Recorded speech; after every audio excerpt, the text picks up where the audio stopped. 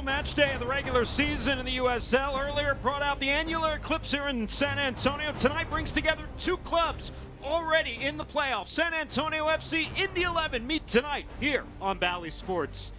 And we say good evening from the broadcast booth along with Katie Goodman. I'm Dan Weiss. Great to have you with us. And Katie, as we head into the final Saturday of the 2023 USL Championship campaign, everything's still in flux as we take a look at the Western Conference table. 7 of the 8 teams have already punched their ticket. El Paso and Oakland are going to meet later on this evening. But only Sacramento, Katie, right now is locked into their spot. They have won the Western Conference regular season. And I mean, deservingly so. They have been so consistent. Even last season, they brought lots of great stuff. It's always been that San Antonio-Sacramento kind of battle. So here's the Western Conference playoff bracket right now. But again, all of this is in flux because of the matches that will take place later tonight. But if the season ended right now, San Antonio FC would play New Mexico United, who clinched with a big win last night over Memphis. It's looking like playoffs. It's feeling like playoffs. You know this match tonight is going to be a knockdown, drag-out fight.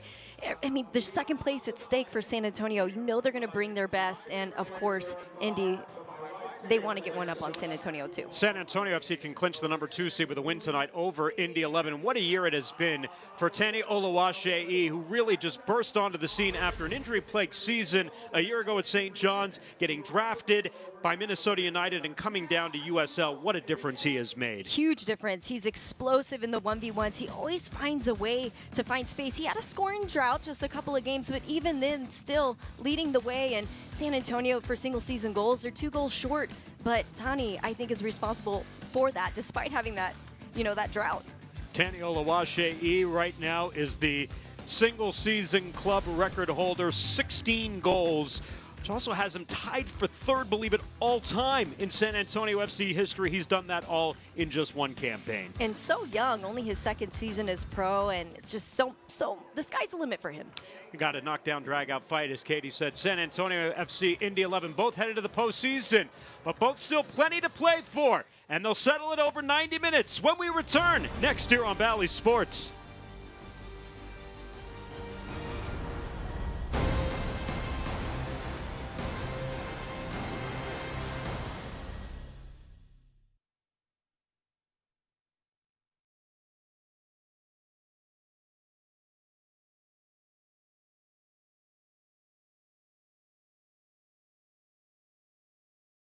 Dear wildlife, when we were young, you served us well.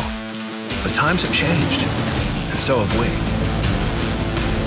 And today, we're taking on a whole new world of adventure.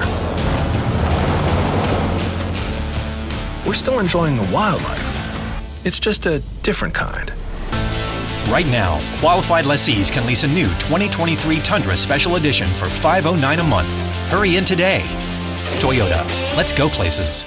Hey San Antonio, it's Sean Elliott. When I was playing in the NBA and needed a transplant, the Spurs would have sent me anywhere. But I knew I didn't need to leave home because Methodist Healthcare provides world-class care right here in our backyard. Whether it's transplant services, heart health, or cancer care, Methodist Healthcare has us all covered with the top programs in the city and the entire state. Expertise matters. Stay close to home and choose Methodist Healthcare for all of us and our family. At H-E-B, we're inspired by Mexico. The colors, the flavors, and aromas. And we want to share them with you. So we created the H-E-B Mi Tienda family of products with authentic Mexican flavors. From savory marinated meats, frijoles and queso, to tamales, soft drinks, and more. H-E-B Mi Tienda brings you the traditional flavors you love. One more reason here, everything's better. Hey, week 32 of the USL Championship season, a season that began with promise for 24 teams back in early March, comes to a conclusion here tonight as we take a look at starting 11s for both sides. On the first visit by Indy 11 to Toyota Field, they are led by Solomon Asante, one of 5 players in USL Championship history to have 50 goals and 50 assists over the course of his career. So many great years in Phoenix for Asante, playing his 2nd year here in Indy 11. For San Antonio FC, Alan Marcina tinkered with a 4-3-3 the last couple of weeks. He's gone back to really the bread and butter of this club, the 3-4-3 formation. And Connor Maloney tonight makes his 100th career regular season USL Championship appearance. Congratulations to the San Antonio stalwart. Mark Lowry's in his second season as the head coach of Indy 11, longtime rival of SAFC, and Alan Marcina from his days in El Paso. And there is Alan Marcina as he looks on, trying to get San Antonio FC to second in the Western Conference. Katie, your keys to victory for tonight? Well, for Indy, they're a possession-based team, so if they do that, they're going to do really well. And of course, they're used to using the full width of the field. That is going to work really well for them with this San Antonio team who loves the direct approach. Yes, they might have 4 in the midfield, but they tend to be really vertical. So if they can use that horizontal nature in which they play, that they're going to be successful. SAFC winning those aerial challenges. You're definitely going to see them play with that more direct style, winning the air balls. We have Nacho Bailoni up there, up top, and they're going to have a lot of success if they can find his head and if he can get on the end of it. And of course, being touch tight in the midfield. Got a lot of solid talent in Cam Lindley and Jack Blake there in the center of the pitch. You can't let him go with the late runs. First touch for Daniel Luache across the face of goal. Santiago Pazzinho on the right flank, able to keep it in play. Elijo Arguin is our center referee here tonight. And this one is headed and directed out, and it'll belong to San Antonio FC here. Elijo Arguin working alongside Joe Sochowski, William Atten, and the fourth official is Sean Coetti. San Antonio FC in their silver and black pinstripe kits tonight. Indy 11 in their away road kits. And Jorge Hernandez will deliver the first corner of the evening for SAFC. 11 goals off of set pieces this season, including one in their last match here at Toyota Field. Tula finishing off a set piece on the delivery from Jorge Hernandez. The outswinger in this instance with a left foot. Hernandez tied for the lead in USL with 10 assists on the campaign. Ja'Cory Hayes out top. Shannon Gomez drives it on goal and parried away by the keeper, Tim Trilk.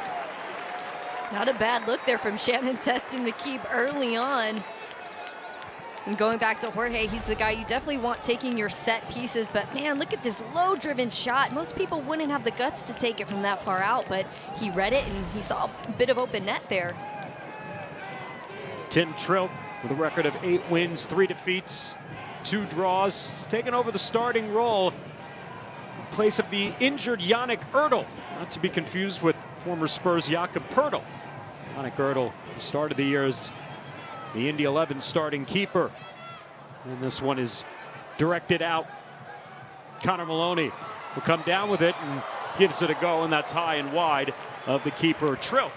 San Antonio FC going to try to get on the front foot very early here tonight, Katie. These two teams met last year in Indianapolis. It was a 1-0 victory for Indy 11. It's the only time these clubs have met. And in that match, Indy 11 tried a strategy that really seemed to frustrate SAFC. They slow played the match throughout, kind of took their time, tried to break up the momentum for SAFC, who likes to go quickly, likes to get up the field. And it was a blueprint that a lot of other teams copied after they saw Indy 11 have success against SAFC last year. Well, when you get into the final games and you see SAFC just steamrolling through regular season, you start to look back at what worked for other teams, right? And that's the case because they're a 1-2 touch team. They're trying to get through the middle of the park with as few passes as possible, not a possession team unlike Indy. Of course, that's their strong suit, and so what are you going to do in a situation like that? You stop the speed of play. Indy 11, who runs a 4-1-4-1 formation, and Mark Lowry has run the diamond setup for years in El Paso, trying to bring a similar style to that here in Indy 11. And he's got 2 great midfielders running things in Jack Blake, Cam Lindley. This is a team that has a lot of tremendous veterans on the roster. And there's another one, Sebastian Guenzati, who's a former 20-goal scorer, Tampa Bay Rowdy's all-time leading goal scorer, coming over to Indy 11 in his first season. A lot of firepower on this Indy 11 club as they head to the postseason for the first time since 2019. They can finish either 6th or 5th in the Eastern Conference. 6th because Birmingham has already lost tonight. Louisville City losing right now 3-1 to Tampa Bay Rowdy. So a win for Indy 11 tonight, they would lock up the number 5 spot. Daniel Luache will get to the end of this one. Over the top, slips past the defender Vasquez into the box, and that's defended out. Well done there by Yunus Boudadi, former 4th-round draft choice by LAFC. Wise there from Boudadi not to give Tani, any time at all whatsoever. As soon as he beats the outside defender on that 1v1, he is absolutely dangerous. Coach had mentioned that Budati is one of those players who just doesn't get enough attention from the media. He is so good for this Indy team. Another service for Hernandez, and again headed out by Indy 11. Like SAFC, Indy 11 has allowed just 35 goals this season. It's tied for third fewest in USL Championship. SAFC, though, comes into tonight 60 goals.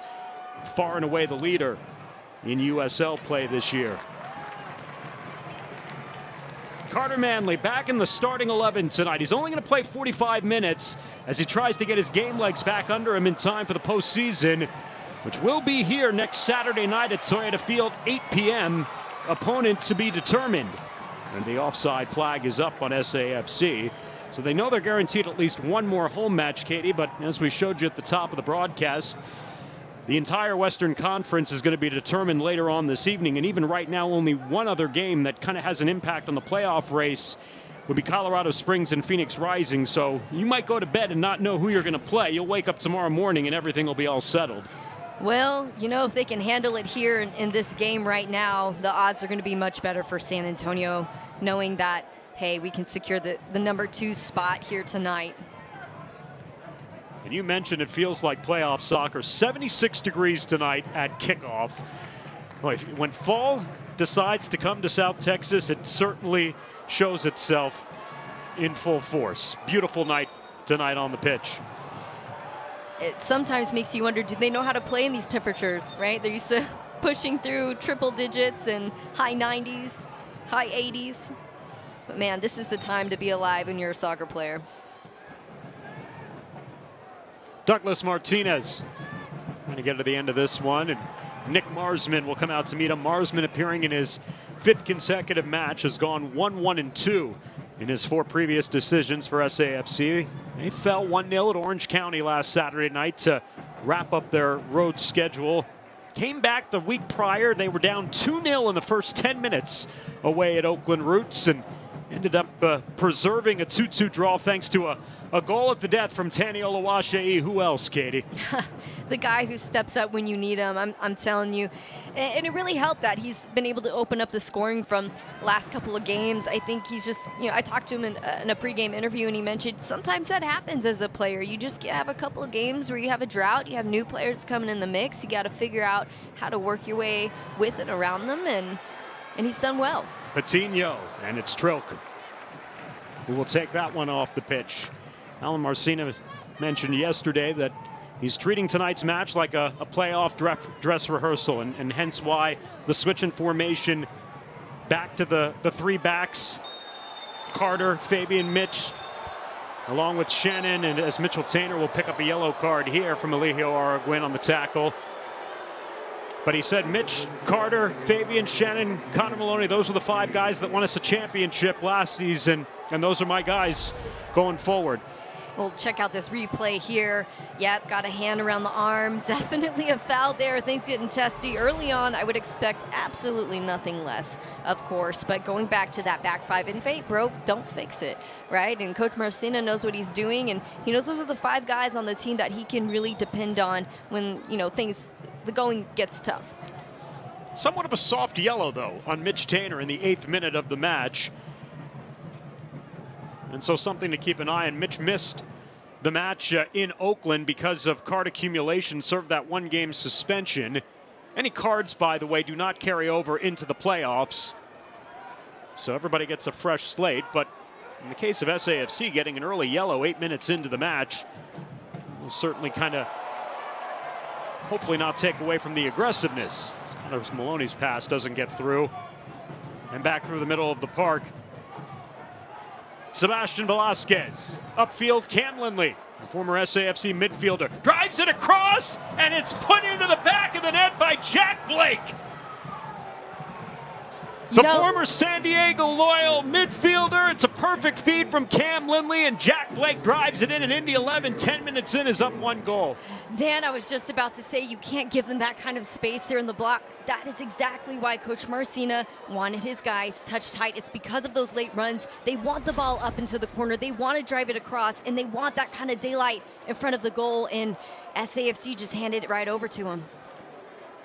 But what a great job of just having that composure and finishing strong.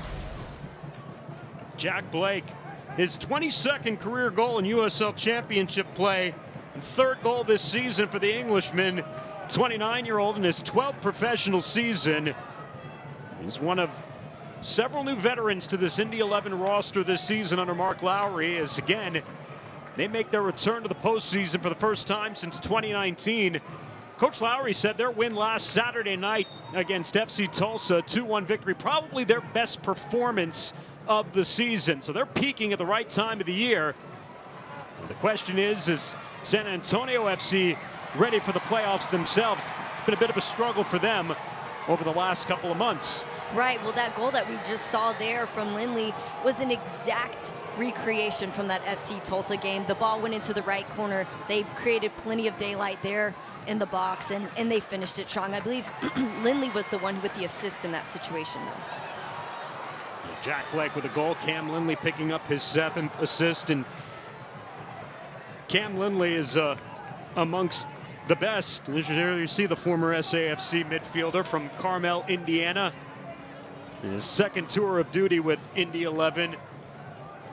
But he's one of the best when it comes to chances created in the USL. He's tied for 9th, came in tonight, 54 chances created, and adds another one to the list, and actually gets the primary assist on the goal to Jack Blake.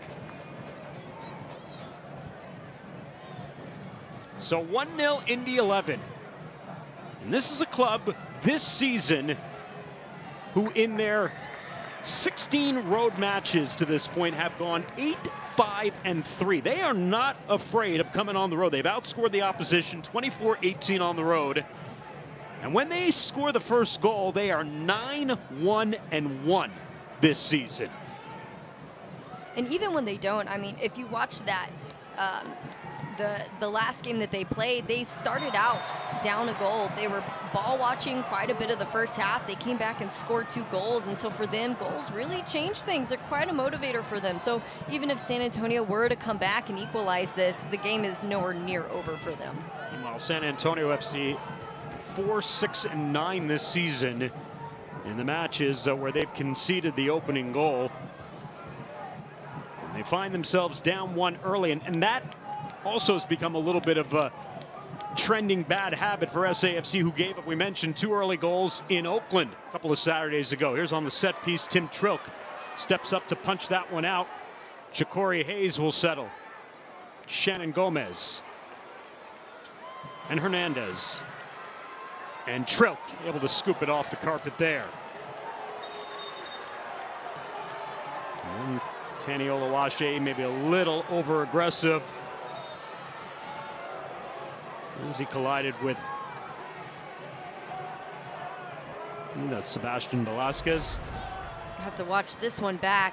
Yeah, looks like quite the chip from behind. Just can't quite put the brakes on. Adrian Dispay, rather.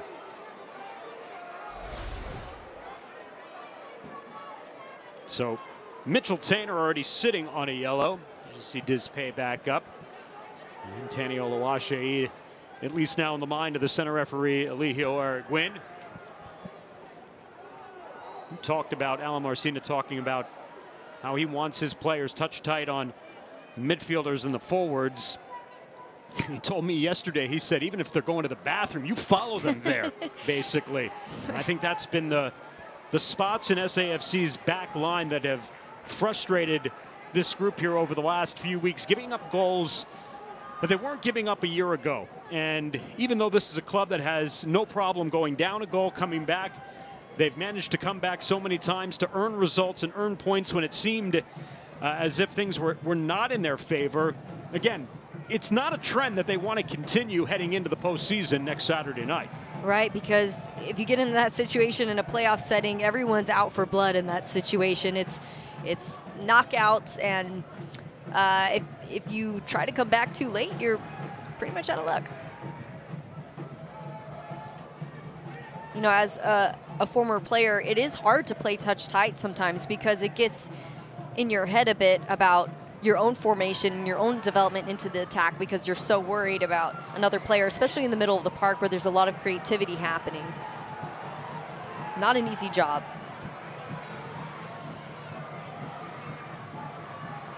Nacho Bailone is down on the field here. He's kind of holding his left side. Collision happened behind the play here in the 15th minute. He's going to require a little bit of additional attention as the trainer comes down. We'll take a look and see what happened to Nacho.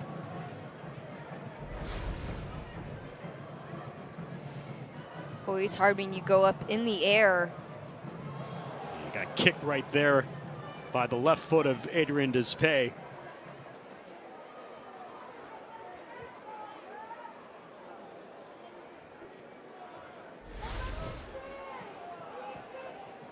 Take a look at the Eastern Conference table heading into the final Saturday of the regular season. We mentioned Indy 11 currently sitting 6th right now in the live table. They would jump up to 5th because they're winning, and Louisville City is currently losing to Tampa Bay Rowdies. So Indy 11 has punched their spot. One spot remaining in the Eastern Conference to be decided by Miami or Detroit. And in the West, one spot remaining as well to be decided later on tonight between El Paso and Oakland. Slight chance Monterey Bay could make things a little interesting, but they would need a lot of help to get to that point. And then, of course, as we talked about, SAFC has locked in a top 4 spot, 2, 3, or 4 to be exact. And obviously a lot of attention being paid to this match by those in San Diego and Orange County, who with wins can jump San Antonio FC and push them all the way back down to 4th next week. And well, that would certainly make the road to back-to-back USL titles a lot harder, Katie, because that means you got to go to Sacramento in the second round if you win and get through in the opening weekend.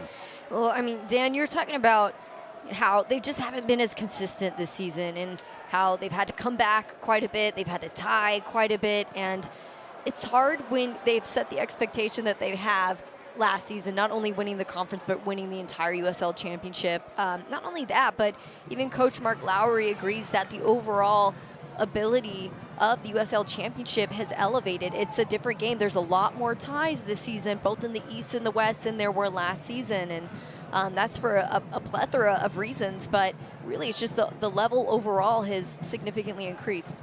I asked Alan Marcina about that specifically yesterday. I said, how do you assess the season last year, even in the backdrop of winning a USL Championship? And he said, look, we've won 14 games. We're in the playoffs. We have a chance to finish second.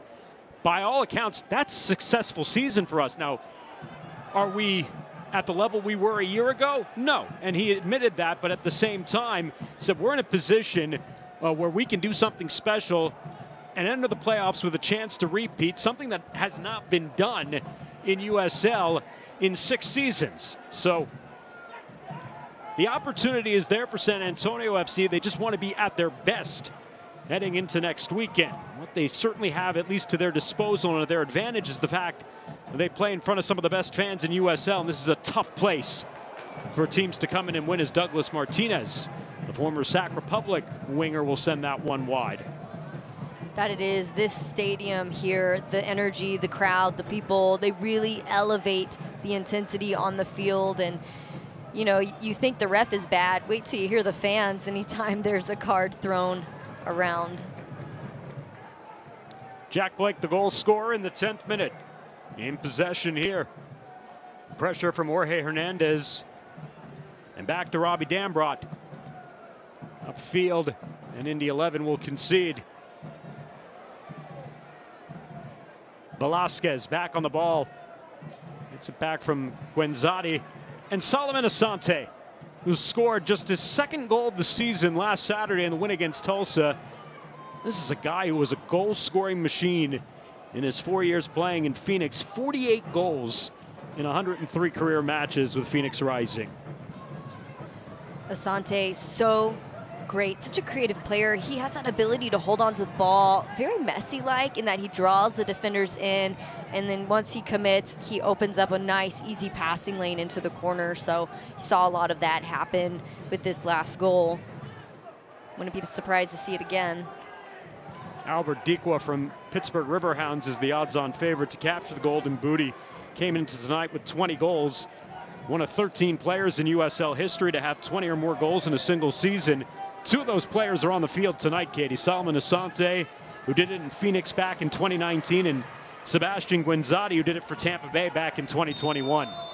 Right, and here we are in 2023, and we've had a lot of people ask questions. Hey, you know, they did it back in 2019, back in 2021.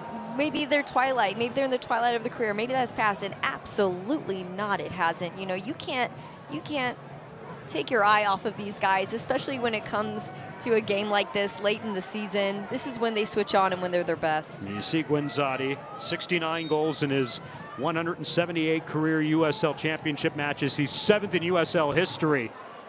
As Indy 11 getting free here on the flag, fortunately, is up on Guinzotti. SAFC allows Indy 11 to make a miscue as they had numbers upfield, and SAFC a little out of sorts after conceding the opening goal to Jack Blake in the 10th minute. Right, it almost seems like a lapse of focus, a lot of ball watching. Maybe it's reacting. It's more reactionary here than it is kind of setting the tone. Not something you see often with SAFC, who always comes out on the front foot. But Martinez wide open. Probably could have turned and had a go at it. And with a club like Indy 11, who's got 3 guys, they're almost interchangeable. Douglas, Martinez, Guinzotti, and Asante. All 3 of them can play in that natural number 9 striker role. Martinez is playing it up here tonight. And Asante's more in an attacking midfielder role there with Guinzotti there. But they play this formation so well. And again, interchangeable pieces allow them to be dynamic. That's what SAFC has to break through on their attack here tonight. And they've got 3 pretty good runners up top as well, too.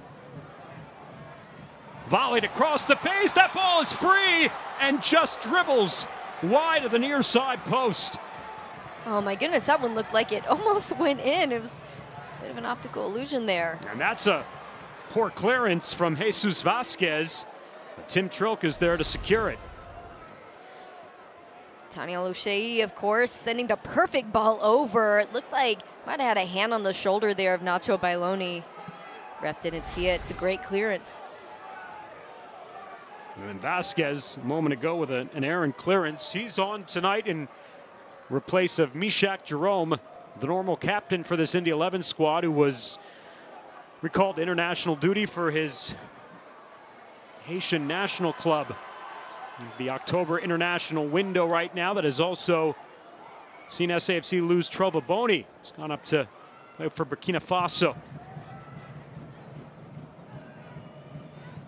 Tons of international talent here on the pitch, including Shannon Gomez, who's gone up quite a few times there for Trinidad and Tobago.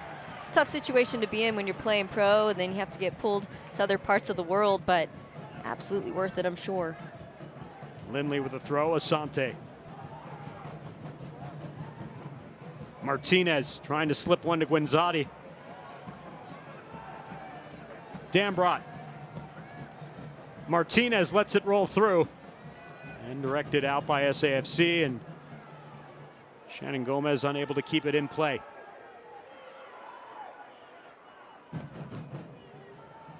Marsman will reset here for SAFC.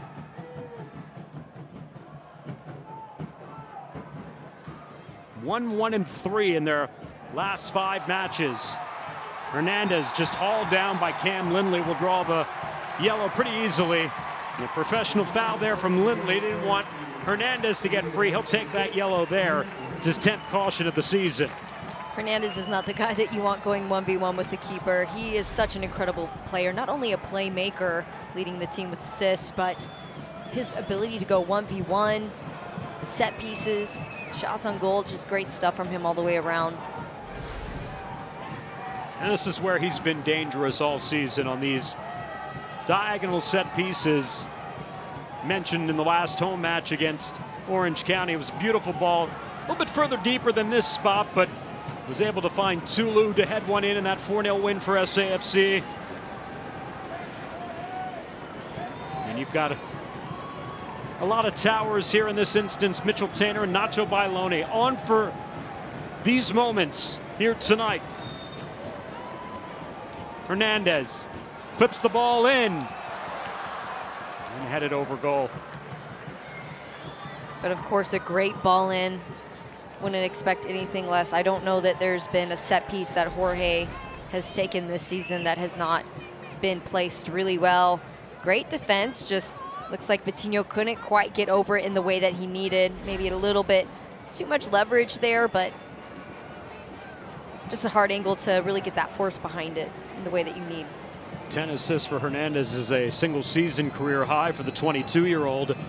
I mentioned he's tied for first in USL Championship with Bernardo Forbes, the Pittsburgh Riverhounds, who is USL's all-time assist leader. Number 2 on that list, Solomon Asante. He's got 53 career assists in USL Championship play. And I think even if you didn't know those stats, you can tell by the way the runs he makes on the field, the creativity up top, just the way that he's reading the field, his IQ, you know that this guy's a play creator. Throw to San Antonio here, down a goal, 25 minutes in, 1-0 to Indy 11. Secured a 1-0 win against SAFC last August. What was the last match, Katie, that SAFC lost before going on to win the championship a year ago? Everything else was either a draw or a win for SAFC. So a thorn in their side is what you're saying. To be true. As they've already evidenced here. And you know, anytime you see complementary formations, you know it's going to be a good game. And the interesting thing about Indy is they're able to give you that kind of classic horizontal creativity where they get up in the corner, they make things happen off the cross. But I've also seen it in that Detroit City FC game that they just played. I've seen them go just one touch between 3 players. They move it up the field quickly, and then they finish it there. And so they're really a team. They're pretty tricky. They can get in a lot of different ways. It's not always off the cross or, you know, something tricky there in the middle. Hernandez will earn yet another corner for SAFC, their 4th of the evening. Well, Mark Lowry, the head coach of Indy 11, has had tremendous success against SAFC over the years, especially at El Paso. 4-2-2 lifetime is Mark Lowry against San Antonio FC over his career, and has now outscored his clubs. That is 13-10, Alan Marcina's clubs. Lowry went to El Paso after serving in Jacksonville and NASL, and then surprise move to the Crescent City, or to the Circle City rather, back in 2022.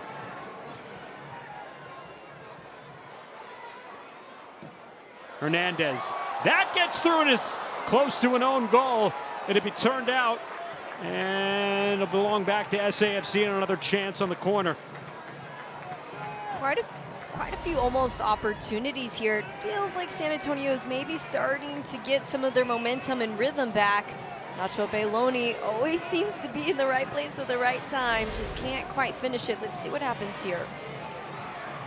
And this one is headed out of harm's way. Ja'Cory Hayes trying to rise to the occasion to bring it down. And nearly a giveaway, but it comes through to Asante, Vasquez, and Lindley. Upfield, Guenzati, the turn, plenty of space. They can overlap here on the left side. Damrot coming along for the ride. Asante fills the gap. Asante gives it a go, punched away. And a foul whistled on Velasquez. Good save there by Nick Marsman to keep this a 1-goal game. Asante found just enough space to get this one through. I was going to say, can't give Asante that kind of space, but great read there from Nick Marsman. He did a great job of not overcommitting to that ball either. As you can see, he kind of delayed that ball, went right kind of in the trunk of his body. He's still able to get there.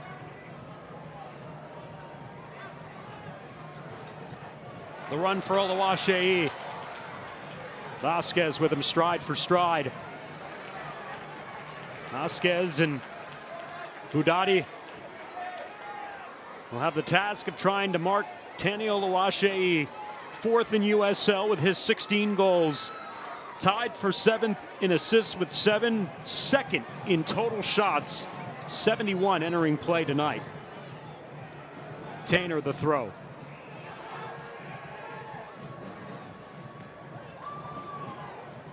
Dispe, Quinzati, and Fabian Garcia. Connor Maloney volleying it along. Lindley.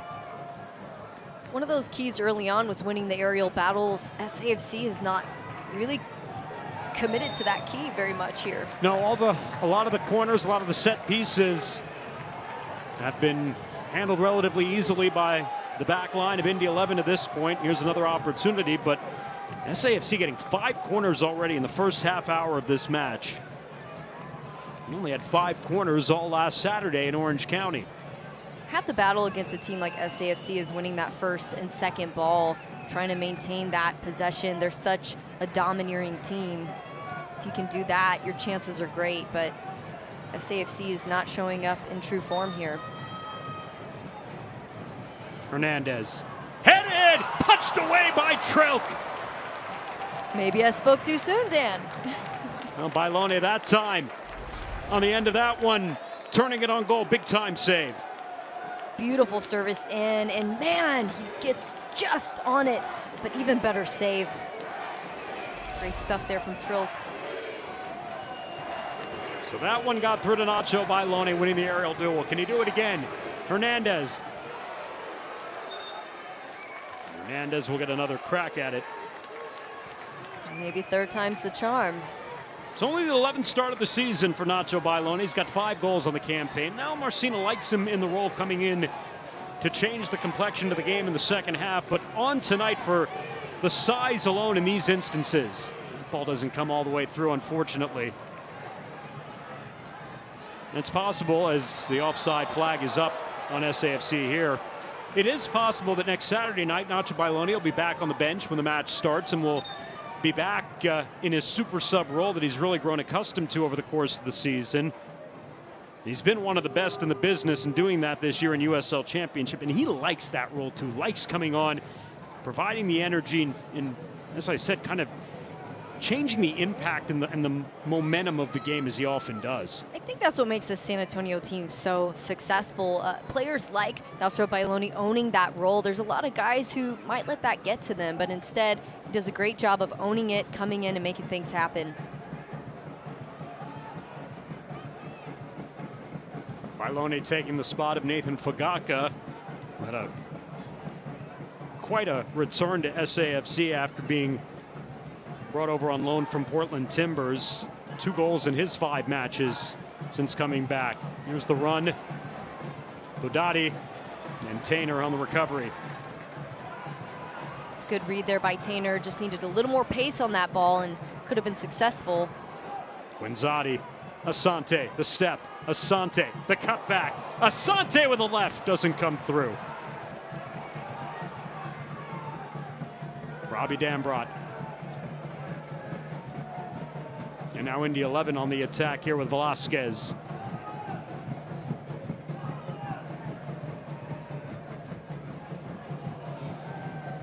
Indy with all the confidence here. Lots of daylight. Asante a little bit too available there in that position. Switch the play over to Budati. Al Marcino wants his group to come over here. Connor Maloney there reads the pass intended for Budati. And then we'll play it off Asante, kept alive in play by Indy 11. Cam Lindley, Jack Blake. Patino missed on the challenge. Budati stays in possession, keeps the play moving. Robbie Dambrot with a step on Shannon Gomez.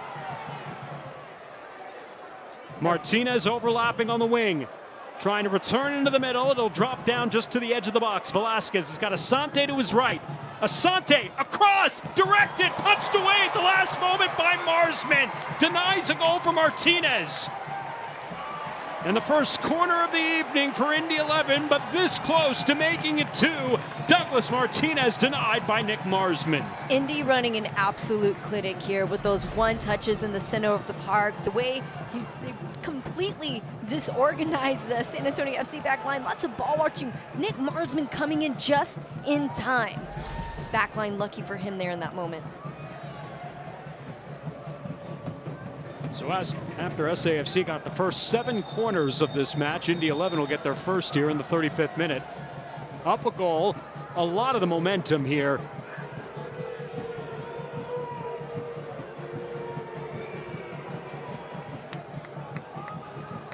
And trying to lock down the number 5 spot in the Eastern Conference playoff bracket are the visitors. A loss by San Antonio FC certainly leaves their position in some flux.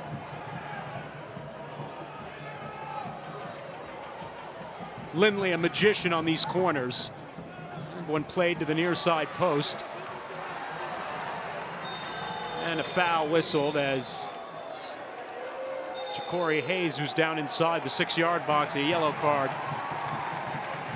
to be handed out to Douglas Martinez. Second yellow to Indy 11. Douglas Martinez into the books for the 9th time this year. This is an Indy 11 squad who's accumulated 87 yellow cards on the campaign, which is 8th most in USL Championship play. Really surprised we haven't seen more aggression and intensity from San Antonio. They're the team who we all know in the West is all about those yellows and reds. And it seems like they're not exactly playing their game tonight here.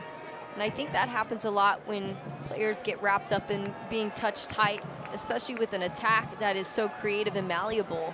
It's hard to run a touch tight defense in that situation. Dambrot. Velasquez. Reunited with Mark Lowry once again here in Indy 11. Spending time with him in El Paso. Velasquez, former product of the Real Salt Lake Academy. And he'll switch the play over in the direction of Budati. Lindley. Back to Velasquez. And Asante now from Lindley. Asante right down Broadway. And it's off here to Martinez, drops it to Blake, and Jack Blake off the bar, but the rebound is put home, and Indy 11 is up 2 goals. Sebastian Guenzati makes it 2 for the visitors here in the first half at Toyota Field. Fantastic work again. You can see the patience of Indy 11 as they move the ball side to side. They wait for those passing lanes to appear. They wait until they start completely disorganizing SAFC on the defensive side. And then, of course, a wide open look there at the net, followed up by putting it away. Jack Blake denied a brace by Nick Marsman and the inside of the post, but Sebastian Guenzati's there to finish it off for his 11th goal of the season and his 70th career goal in USL Championship play for one of the best all time in this league. Marsman did a good job to get on the end of that first one. Tainter doing his best, but really that goal was set a pass or 2 back. Boy, what an odd position for San Antonio FC to be in. Down 2 goals at home at Toyota Field. A place, Katie, that in their history, 8 seasons, they have lost just 15 games all time. And I could probably count the number of times they've been down multiple goals in this stadium on one hand. Yeah, they've got quite the bit of mountain to climb here and lots to talk about. I'm sure they could really benefit from a hydration break, which they no longer get now that the temperatures have dropped. But those hydration breaks kind of act like mini halftime chats. Just a lot happening here. And again, I think a lot of it is this touch-tight mentality. You can see players like Connor Maloney getting drawn all the way to the center to try to cover there, and then it opens up that side of the field wide open, and it's just a little bit disorganized. Let's see if they can get one back on this set piece here. Hernandez over the ball. Good delivery to the back post. That's headed but wide of goal for Mitchell Taintor.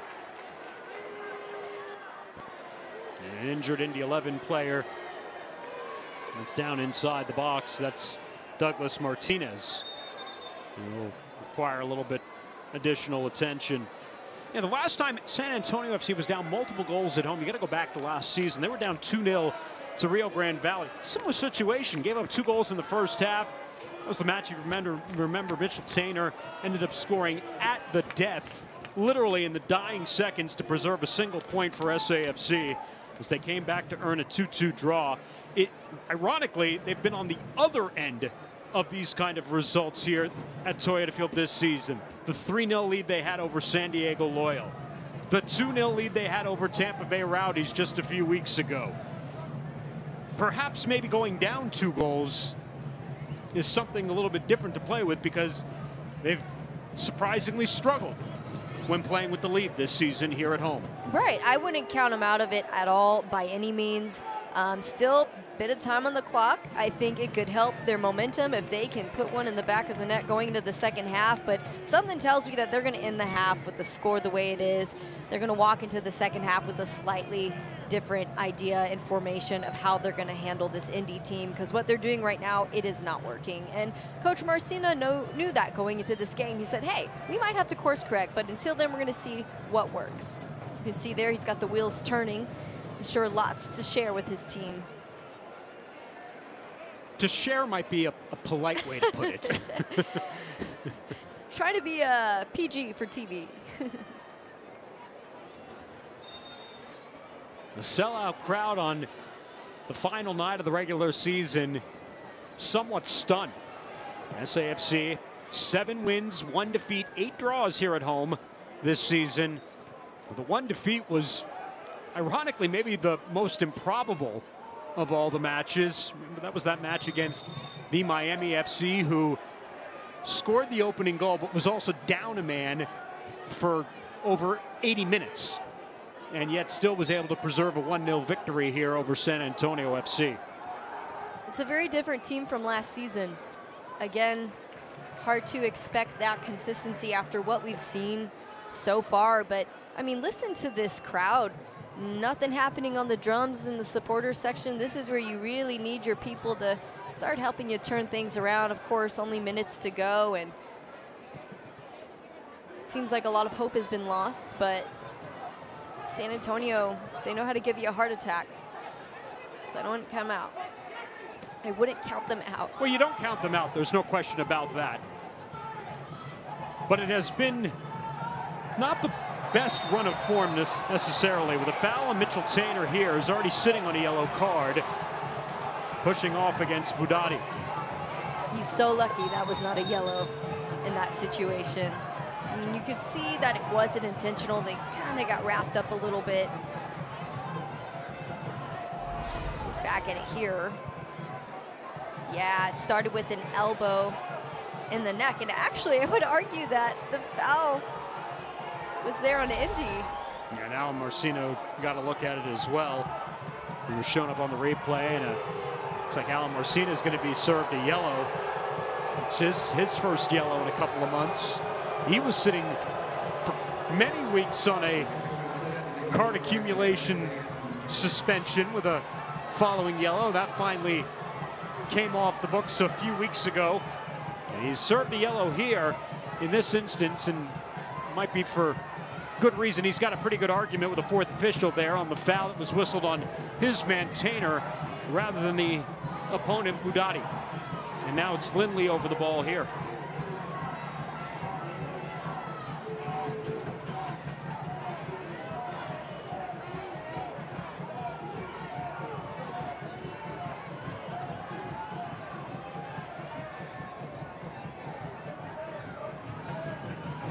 Lindley with an assist already this evening on the opening goal by Jack Blake. We'll keep things short here. The second ball drives it in as he's looking for the big target, the center back Adrian Despay, who stands 6'4", and it's turned out. As Indy will come over to take the throw. Nacho Bailoni, right place at right time there as well. And You can tell Indy's try to capitalize on any lack of focus they can find from SAFC in these final moments. Volleyed along by Jorge Hernandez. Bailone trying to keep it moving. Players on the pitch. Indy comes out of the pack with the ball. Asante. Budati overlapping.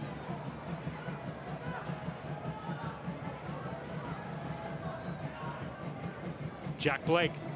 Here's Velasquez. Jack Blake. The lane through and has a glorious opportunity. Turns it wide with his off foot there. That very easily could have been a third goal there for Indy. They have got all the momentum and confidence on their side. I wouldn't be surprised if they can sneak one in before they blow the whistle. Well, course correction for San Antonio FC here at the half. We'll see how much added time comes on at the end of this opening 45 minutes. But 2 goals in the half for Indy 11. Jack Blake in the 10th minute and Sebastian Guinzotti in the 37th minute. We have 3 minutes of added time here at the end of the opening half.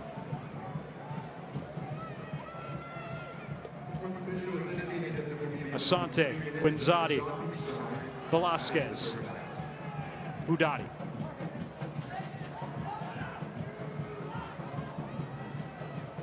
Indy 11 has already set a franchise record with 8 road wins. And nearly 45 minutes away towards 9. Martinez, all the time and space in the world, drives into the box, goes down. And SAFC fortunate right there not to concede a penalty. The tug from Bailone on the shirt there of Vasquez.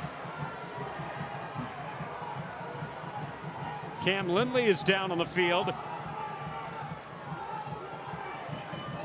Interesting refereeing here tonight for what's being called and what isn't being called in some of these situations. Like in most cases, you just want consistency on both sides. We've seen a lot less than that be called for a penalty this season at Toyota Field. That we have.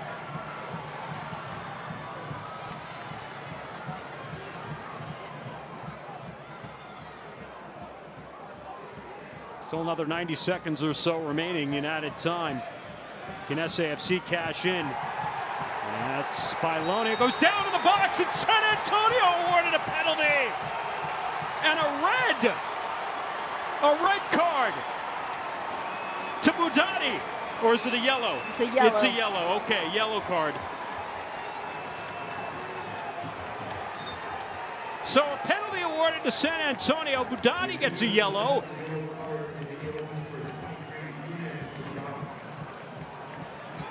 And SAFC with a chance to turn things around here right before the end of the half. Right at the 45-minute mark.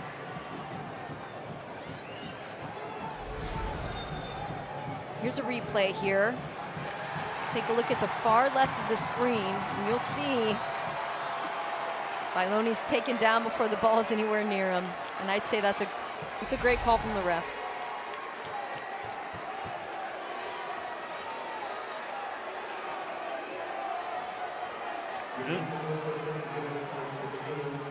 This goal is absolutely integral for shifting the momentum of this game.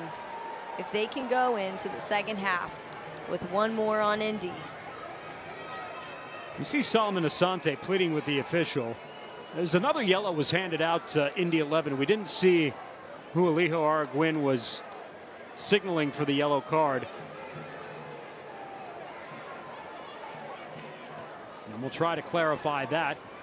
But in the meantime, SAFC will step to the spot with a chance to cut their deficit in half just before the halftime whistle. They're 2 of 3 on penalties this season. It'll be Patino. And Tim Trilk with the ultimate test.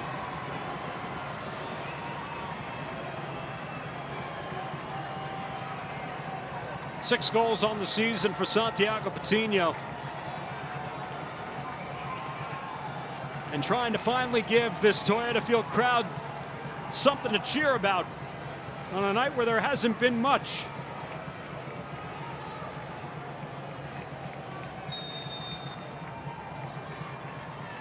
Patino to the spot, drives it past him, Trilkin in, and San Antonio's on the board. It's a 2-1 game. What an incredible PK taken by the ultimate professional Patino. You could see he took his time. He built it up a little bit. He took a step to the left, trying to commit the keeper. He waited to the commuter. The keeper committed himself, and then he went to the opposite corner. I mean, that is a class act of a penalty kick goal. It's a huge moment in the match, especially when you consider that it was just moments prior where it looked like SAFC was going to be conceding a penalty. And yet, they get the beneficiary of a call. And it's their 61st goal of the season. That's a foul on Jorge Hernandez. And driving into the back of Solomon Asante, who remains down on the pitch. Cam Lindley, who went down earlier, also down again.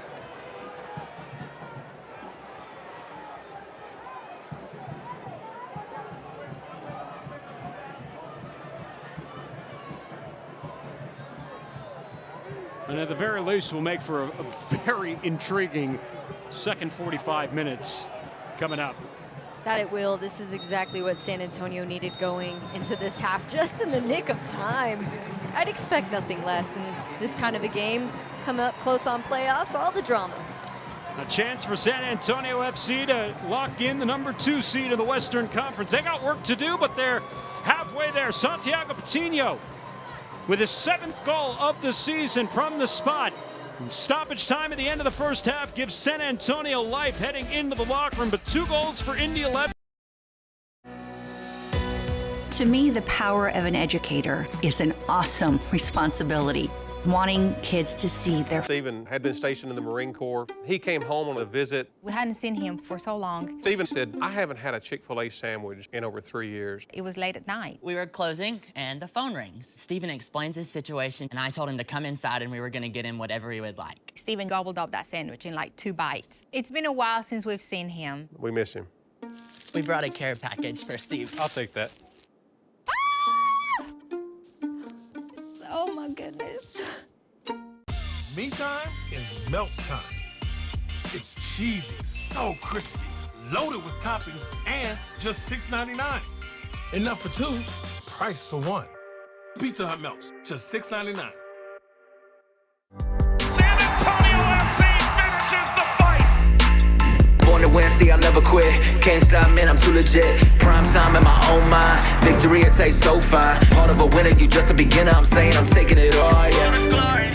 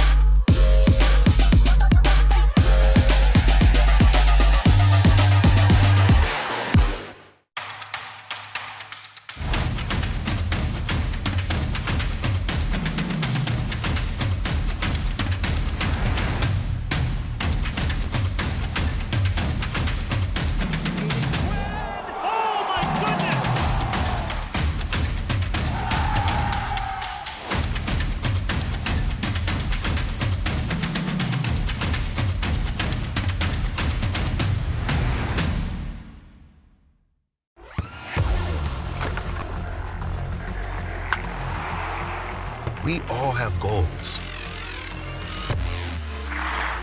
But let's be honest, most of us aren't going to be professional athletes.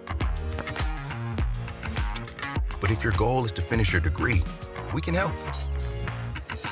Come to a university that puts your goals first.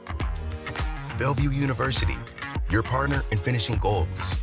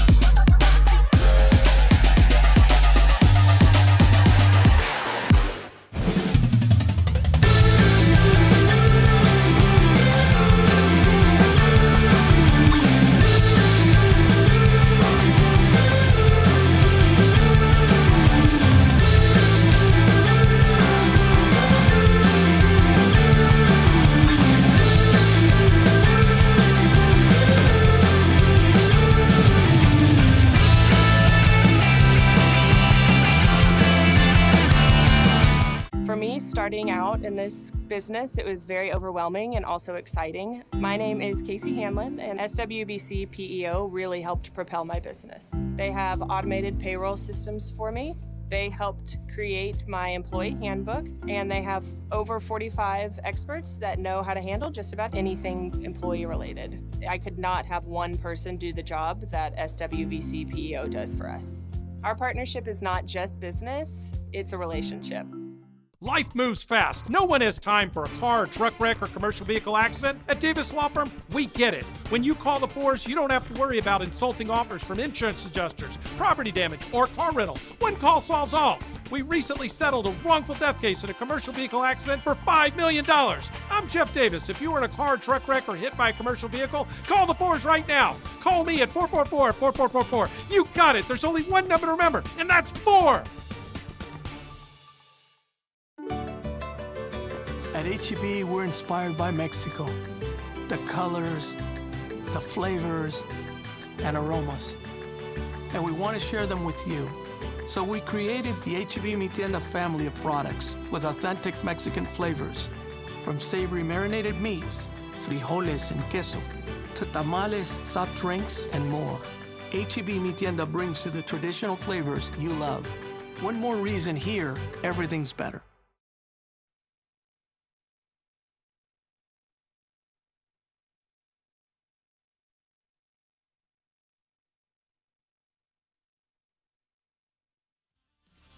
Indy 11 with the lead over San Antonio FC here on the final match day of the 2023 USL Championship regular season. As we say hello once again from the booth, Dan and Katie with you. All right, Katie, not the start San Antonio FC envisioned here in their final match of the regular season, with the playoffs looming a week from tonight. Not a total eclipse of the heart, but still not exactly what these San Antonio fans were expecting. I think a part of that is San Antonio coming out and not exactly playing the game that they're used to. They're really not a touch-tight team.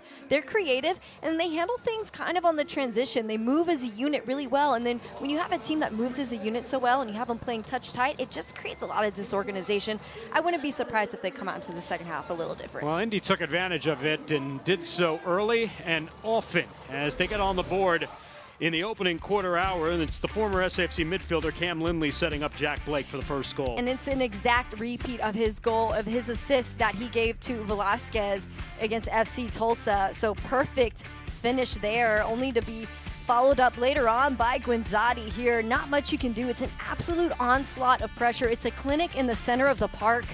And these guys are just running free. It could have been a 3-4 goal lead at this point. And it could have been a penalty against San Antonio, but it ended up being a penalty on Budati. As he brings down Nacho Bailoni, he's served a yellow. Santiago Patino steps to the spot and converts. And he does it with such class and true professional manner. He takes his time, commits the keep. He goes for the wide open part of the net, and you wouldn't want anyone else taking that kind of PK. 7th goal for Santiago Patino after the end of the first half brings SAFC to within 1. We take a look at the numbers from the first 45 minutes, and tell you what's going to drive Alan Marcina crazy, Katie, is the fact that SAFC conceded 9 shots in that first half. A lot of quality shots for the opposition. I mean, a lot to be talked about there. We know SAFC, they're not a possession team, but in this case, the numbers really do tell the story. I would say Indy 11 absolutely dominating in that first half. Lots of change has to happen going into the second. So you mentioned they may change their philosophy in terms of how they man mark and kind of continue. We know Carter Mantley is going to come out. He was only designated for 45 minutes, so there's going to be a sub on the back end as well, too. SAFC's got to get back, though, to playing more vertical, and they got to get back to being more attack-minded, more offensive-minded than what we saw here tonight. Absolutely right. We haven't seen them winning those first and second balls. Normally, that's not a problem for SAFC. They're extremely dominant out of the air. They're a gritty team. We're just not really seeing that from them here, and I think a part of that is just coming into it with a slightly different mindset. It's hard to man mark like that in the middle of the park. And it hasn't gone so successfully to this point. They're down a goal 2-1, but still very much in the match as our halftime rolls on from Toyota Field right after this.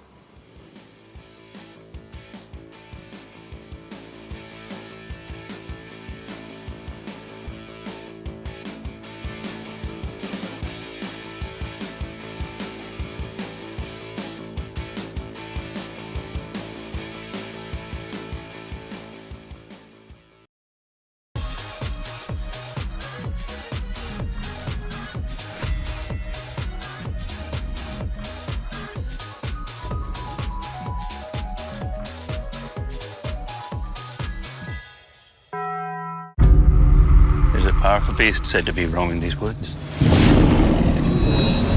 And if you listen carefully, you can hear it.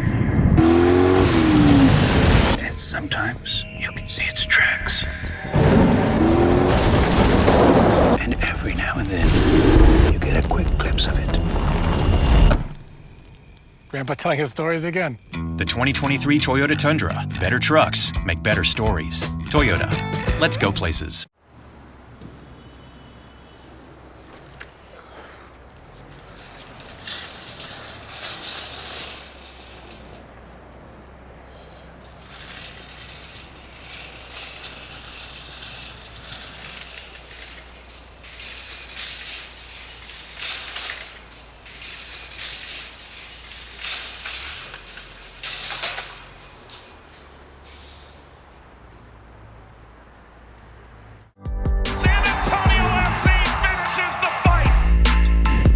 See, I'll never quit. Can't stop, man, I'm too legit. Prime time in my own mind. Victory, it tastes so fine. Part of a winner, you just a beginner. I'm saying I'm taking it all, yeah. Glory.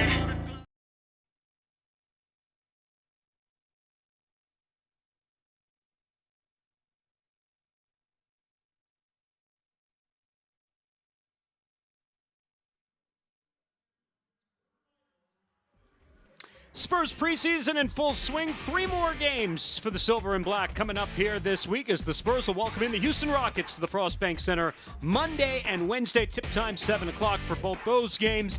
And then Friday night out to San Francisco in the Chase Center to take on the Golden State Warriors. We'll catch Monday and Wednesday's home games on CW35. The regular season begins on the 25th against the Dallas Mavericks. Here at Toyota Field, it's 2-1. Indy 11 with the lead over San Antonio FC. Second half action coming up next here on Valley Sports.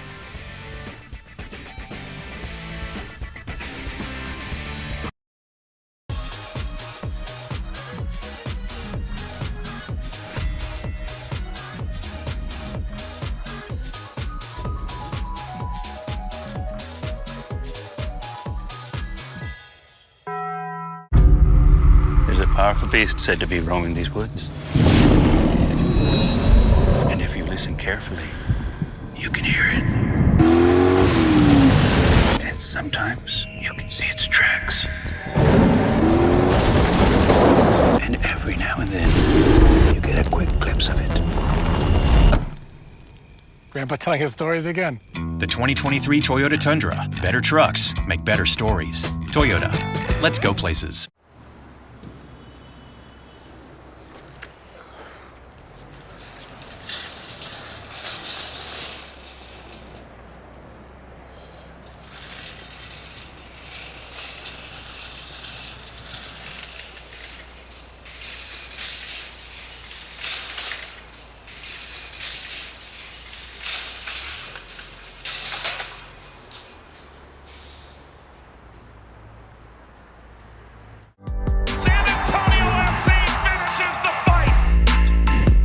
See, I'll never quit. Can't stop, man, I'm too legit.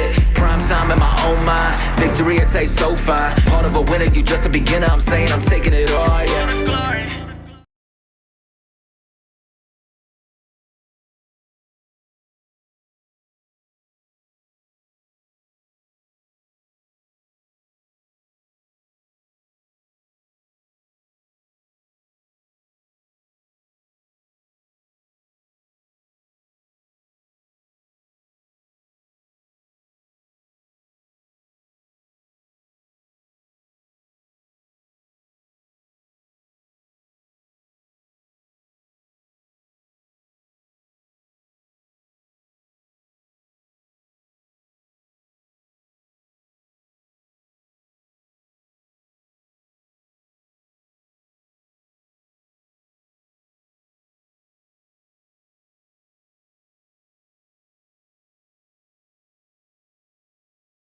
A win for them, they would lock down the number 5 seed and would face Memphis in the opening round thanks to losses tonight by both Birmingham Legion and Louisville City. Indy can finish no lower than 6th in the Eastern Conference playoffs.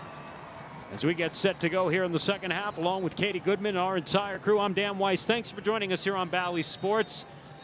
Lamar Batista on to begin things in the second half for San Antonio FC, takes the spot of Carter Manley, moves Mitchell Tainer from left over to right. Batista will be over on the left side here to begin things in the second half. Batista has had some incredible moments, especially that initial game. His debut game for San Antonio, scoring at the half field and on a bicycle kick. But he has done a great job defensively, filling in when they need him and just falling in seamlessly there on the back line. It's not easy to do that. Connor Maloney fighting for that ball in the area. It'll be interesting to see how Indy 11 plays this second half. And if I'm Mark Lowry, I'd play it no different than I played the first 45 minutes. That being said, when you have a 1-goal lead on the road, you oftentimes see teams go into a shell and try to play defensive-minded soccer and not really try to force the issue. We'll see whether Indy 11 kind of subscribes to that theory. Right, we saw with Indy 11 against FC Tulsa, they were unfocused, they weren't getting first to the ball, they weren't winning that possession game like they're used to, and because of that, FC Tulsa got up on them. And so it's one of those situations where that can happen at any point in any half, and as soon as SAFC starts hitting up, it's gonna be a different game. If they can continue to get first, or if they can start getting first and second ball, it's gonna be different. A draw for San Antonio would not lock up the number 2 spot. They would still leave things to chance. Their lead over both San Diego and Orange County would only be 2 points. And a win for both those clubs would drop SAFC from the number 2 spot all the way down to the number 4 spot. Tim Trilk will take the ball. Trilk only conceding the penalty at the end of the first half to Santiago Patino. Otherwise, he was fantastic with a couple of stops, especially the one on Nacho Bailone at the header directly on the Trilk was able to punch out. As in a unit, the entire 11 for Indy in that first half were remarkable. I didn't see a weak link at really any point there. And like we said, they might be playing their best soccer at the right time, because when you look up and down their lineup and you wonder, as you look at their overall record, 13, 11, and 9, you wonder why they're not better than their record is. Well, head coach Mark Lowry actually spoke to that prior to the game. He said, if you, in this league, if you can get a team winning 3, 4, 5 games in a row, you jump ahead by leaps and bounds in the standings, because it's such a close call across the board. And so they're just on the upside right now. Both teams really are both coming into this game with wins. So this one's a real battle there to just keep the momentum. San Antonio FC, they only have 1 win in their last 2 months, going back to August 16th. 1-6-2, or beg your pardon, 1-2-6 in their last 9 matches. Yeah, not exactly a strong suit for them. And of course, a win and a tie going into this isn't terrible, but it's not, I don't think, what Marcina would want as he's closing out this in-season play. SAFC, who won 24 matches a season ago, to this point right now 10 fewer, and the biggest difference has been the draws. The number of defeats has been almost identical. They had 5 defeats a year ago. They've got 6 defeats this year, but last year only drew 5 times. 13 draws for San Antonio FC this year, and a lot of matches that we touched on, Katie, were matches where they had multiple goal leads here at Toyota Field. Odds not exactly in their favor here. I mean, I'm sure they'd like to walk away with a tie over a loss, no doubt, but... Fabian Garcia whistle for the foul here, and a free kick as he's got his hands on the back of Douglas Martinez. Well, there's a lot of soccer still to be played. We know SAFC, when they can get on a roll offensively, they can put 3-4 into the back of the net and a half. That's not out of the question for the way this club plays. And really, for much of the year, the question is, can they keep the other teams from scoring? Right, it's like they need that added pressure and adrenaline to really switch on. Again, not a good thing to have, but not bad either.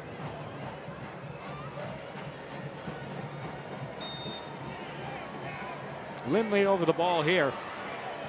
Curls that one towards the back post. Marsman aggressive off his line, able to climb the ladder. Great work there from Marsman. Sticky gloves, right where you need it. A lot of keepers will punch that one out. Said he did a great job maintaining possession. Daniel Alashaei, like a fullback, just bulldozed his way right through Jack Blake. I mean bulldozed his way right through Jack Blake. Tani, I believe, is the chippiest player out there on the field at this time. you can see, he's trying to beat him on the 1v1, and if you come up 2 feet planted, you're going to get knocked over in that situation. 6'2", 179 pounds. Tani Oluwaseyi listed, usually from Nigeria. His family moved to the suburbs of Toronto, Mississauga, and eventually matriculated at St. John's in New York before being drafted 17th overall by Minnesota United back in 2022. Remember, it was an injury-plagued senior season for Tani Oluwaseyi, and yet still 20 goals in 42 matches at St. John's, but because the injury in his senior season kind of had him off the radar of a lot of clubs, he slipped to 17th in the MLS Super Draft. But he has been nothing short of spectacular in a full season here in San Antonio, where he's got 16 goals in 24 appearances. He has absolutely left his mark here in the USL Championship, regardless of how things go down here. But he's one of those guys who's gotten back to his scoring ways the last 2 games. I wouldn't be surprised if he comes through here when San Antonio needs it most.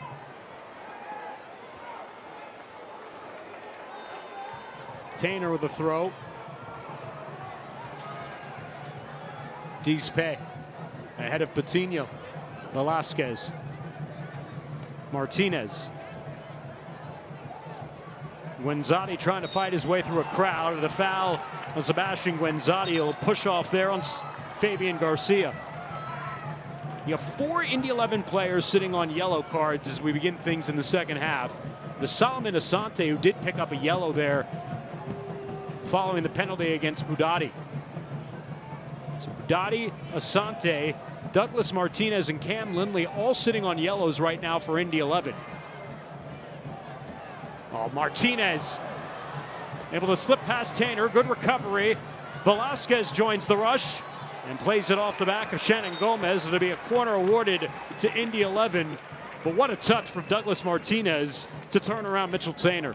Right, Martinez, I thought the goal was going to be had there, but that's the thing about Indy 11. They always have a late run coming in. I think San Antonio's picked up on that. As you can see, Shannon Gomez got back just in the nick of time. It's not a total clinic there in the center of the park anymore. You can see where San Antonio is shutting down more as a unit, and I think that's exactly what needs to happen for them here. Lindley over at the far stick. Outswinger in this instance. Drives this to the back post. Dispe gets up. That's past Marsman and in. It's a 3rd goal for Indy 11. Adrian Dispe puts it into the back of the net, and the visitors restore their 2-goal lead, 3-1 here in the 53rd minute. Absolute dagger to the heart there for Marsman. So close. Even had his defense backing him up there in goal, and just on the wrong side of the line on this one. We'll have a look at it. What a great service in. Anytime it starts getting bumped around there, it's hard to handle. It's the beauty of having a 6'4" center back like Adrian Dispe. You talked about winning aerial battles, Kate, and that's why you put a guy like Nacho Bailoni at 6'3" in there, and that's why you have a guy like Dispe at 6'4" in those situations, who gets his 3rd goal of the season. 3rd goal and an assist as well on the season. Such a key piece there for Indy. One of those guys that coach has relied on time and time again, especially with Quinn being out, the guy who's following suit with 9 goals and quite a few assists on the sheet as well. Had an injury 2-3 weeks ago. They haven't had him. They struggled a bit there once he left the lineup, trying to figure out, you know, how do we handle all of this without this key player on the back line, and just took him a few games to get it down. And the big thanks goes to guys like Adrian Dispe. Yeah, that's Aiden Quinn, the 31-year-old who's been dealing with a knee injury, a guy who's played more than 250 matches in USL Championship for 6 different clubs. And along with Solomon Asante, he's in that list of 5 players in USL history who have 50 goals and 50 assists in their USL tenure. Quinn is certainly a big missing piece, usually would occupy the spot that Velasquez does on the left wing. And it'll be interesting to see whether he makes a return in time for the playoffs. We'll get a substitute here for San Antonio. Ish Jome coming on for Connor Maloney, and Nathan Fagaka will come on for Nacho Bailoni here in the 56th minute. That's 3 substitutes now, used in only 1 window for San Antonio FC, so they've got 2 substitutes left at their disposal. So San Antonio FC down 2 goals here. A lot of time, though, remaining. 35 minutes left in the match. But they're going to definitely need to be more attack-minded here, down 2. After the last couple of games, anytime Nathan Fogaka's on the bench, you know he's going to be one of those key players, key substitutes, and definitely going to be a change in momentum here with him on the pitch. He adds a certain type of creativity there in the middle of the park.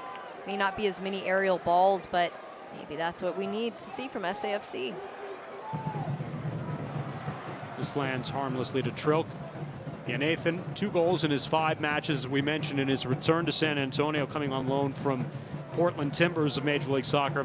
And Is Jome, who pretty much had started every single match since he joined the club in the middle of the summer, it's only his 2nd time coming off the bench this year. 17 matches, 16 starts before tonight. Not only that, started in the heat of summer in July. It's not only hard to walk into a whole new lineup, especially being a key player, whether it's the winger on a back line, but in those kind of temperatures, something else. But he's adjusted really well, and it's actually surprising to not see him in the starting lineup.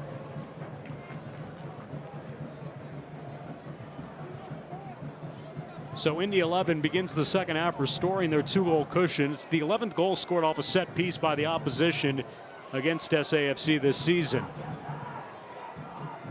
One number to keep an eye on, Katie, as we continue on in this match. Indy 11, about as good as anybody in terms of closing matches out, as Shannon Gomez looking to get forward here. More on that in a moment. Hernandez.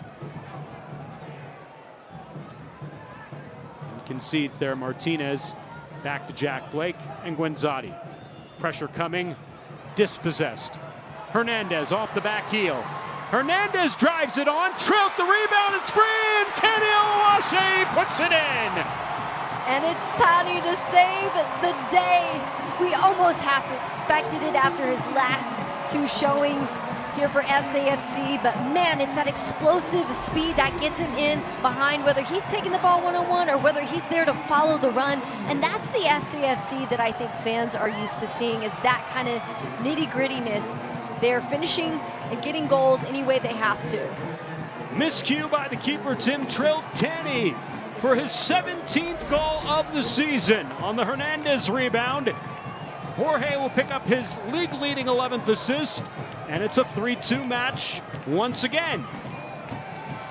Tim Trilk having done so well this entire game, just put in a tough spot, of course, with the PK, and then in this situation, that's why you got to have those sticky gloves, hands on the ball at all times, and good read from Tani just to follow it up. A couple of substitutes for Indy 11 a moment ago. Harrison Robledo coming on for Sebastian Velasquez, and Maka King, the veteran, coming on for Cam Lindley. Tani trying to sneak behind. Tani gets free! Great save by Tim Trilk! Tani nearly put in a 3rd, and that'll belong back to the keeper, Trilk. We have to see that replay, because not only some impressive footwork and a shot, but Tim Trilk, the ninja, on the end line here. My goodness, cat-like reaction. Well, he saves one after giving up one. Nearly an hour through. In the final half hour, back to a 1-goal match. San Antonio FC with some life after that goal from Tani Oluwaseyi. Douglas Martinez. Life in the crowd as well. You see the smoke going, the drums beating, people standing out of their seats. It's feeling more like Toyota Field here. Well, the point I was about to make before Tani Oluwaseyi put in the goal on Tim Trilk is the fact that Indy 11, in the 11 matches this season when they've had the lead at the 75-minute mark, they have closed teams out 10-0-1 this season when leading heading into the final quarter hour. Still 15 minutes away from that, but that's what this club has done so well all season. Meanwhile, on the other side, San Antonio FC has not lost in their last 36 matches, Katie, when they score multiple goals. 29-0-7. So what do we do with those odds? It's any man's game. How lucky are we, though, to have 5 goals before the 60-minute mark? Good step up there by Dizpe. Solomon Asante along with Martinez. It's like an injury there. Yeah, it's Nathan who got stood up, and now a foul here whistled, and a yellow to Jack Blake in the 61st minute. 5th player to go into the books tonight. And a red. Double yellow. Well, wasn't Blake, then the yellow wouldn't have been to Blake. Blake only had 1 yellow. Blake did not have a yellow. The call was on Blake. Blake didn't have a yellow.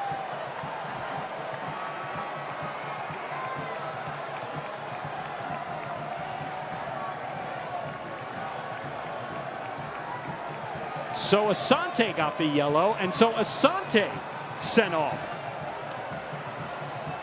So a second yellow to Solomon Asante and a red, and he's been sent off. And again, boy, that's interesting. Let's take a look. How does that affect the odds, Dan? Okay, so there it is. Yeah, it was Asante the grab. Blake was there, but Asante with the pull. So it is Asante with the yellow. He's sent off. Second yellow and a red. Indy playing with 10 men for the final 30 minutes. Man, what a hit there for Indy to lose a guy like Asante in the center of the park. He was so integral to all 3 of those goals here so far this game, and you can pretty much expect them to sit back a little more here after that without him in the middle. He's such an important piece there for them. Unfortunately, San Antonio FC has not been the best team when playing a man up. They were a man up for most of the game last Saturday in Orange County, too, after Mark McNulty picked up a red. And as mentioned prior, their only loss at Toyota Field was in a match where they were a man up for nearly the entire match, after Paco Craig got a red in the 6th minute of the match. I think a big part of that is typically when teams go down, they sit back so much. Danny Oluwaseyi able to win the ball away. He's got a runner and Patino across. That ball, though, doesn't come through. Dizpe able to play it calmly. Tanny is a man on a mission here right now. That he is, and he's got that explosive speed that's tricky. Hard to tell if he's going to get to it or not, but when he turns those jets on, you can guarantee he'll be there. Spots Patino. The flag is up. Patino offside.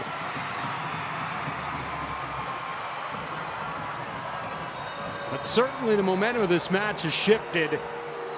San Antonio FC down a goal, but a man up. And remember those slow play tactics, Katie, we touched on at the top of the broadcast that Indy 11 featured in the match last season? I would not be surprised if some of those become a little bit more of a factor here in these final 27 minutes. I wouldn't be surprised either, Dan, because it worked so effectively. You're a man down. What else can you do but waste time when you're up a goal? You know, you talked about how difficult it is for SAFC to win when they're up a man, and I think that's because a lot of teams sit back, they get compact, and they force them to cross the ball in, where SAFC isn't dominant in that type of play. They're dominant moving the ball quickly through the center of the park and spreading and disorganizing the defense. In order to do that, they have to pull them up into their side of the field, and so now it's for SAFC finding a little bit more patience, trying not to let these moments get to them, because you know they're aware of it. And it's just not letting these moments fester. Tim Troke getting attention here.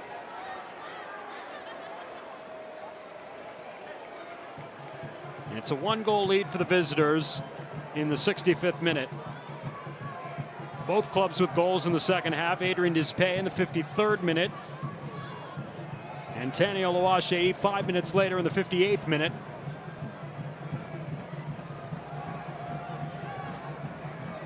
"17 goals now on the campaign for Tanny.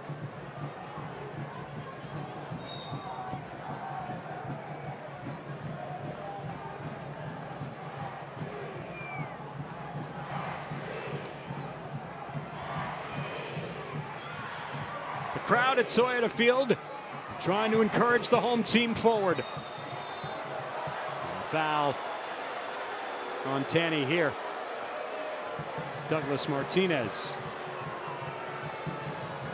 is down on the field. And again, SAFC's just got one player right now sitting on a yellow. That was Mitchell Tanner, and that came very early in the match in the 8th minute. Again, hard to believe, and I think that's a testament to the soccer that they played in the first half. It just wasn't SAFC working to their advantage here, though. Colorado Springs in the second half continues to lead at home over Phoenix Rising 2-0. Again, Colorado Springs with a win would jump Phoenix, moving into the number 4 spot. Dropped Phoenix, no, excuse me, moving to the number 5 spot, dropped Phoenix down to number 6. And then later tonight, Monterey Bay hosting Orange County, and Las Vegas hosting San Diego. Both clubs 1 point behind San Antonio. This is volleyed forward. Santiago Patino stays onside here, battling Dispay.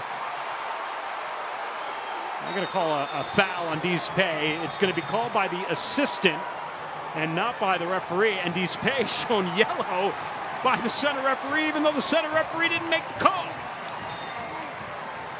Sideline refs seem to believe that it was a pretty flagrant foul. Anytime they're waving that flag the way that he was, it looked like an elbow to the face. So he's on top of his back there, and then pulling the jersey, hits him in the face.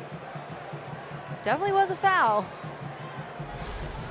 That is the 6th yellow to Indy tonight. 67th minute, Dispay into the books. And the double yellow to Solomon Asante, sent off. And Indy already a man down. Trying to preserve a 1-goal advantage. Lamar Batista is out of your picture right now, but he is unmarked. There he is, right there at the edge of your screen. He was waving across to Jorge Hernandez, saying, "Don't forget about me over here."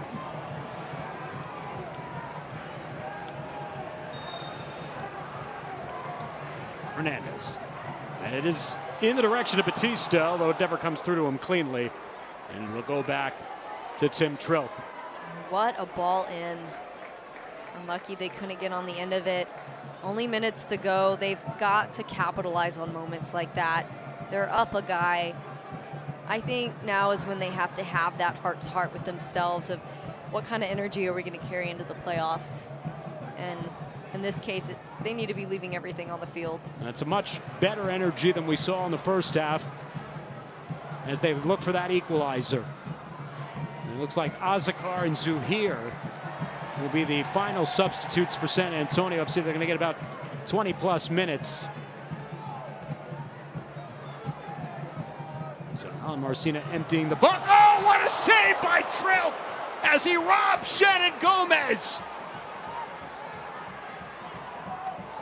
Shannon took it on the first time. Tim Trilk with a remarkable reactionary save. Tim Trilk, player of the game with some of these last few saves. He is epic.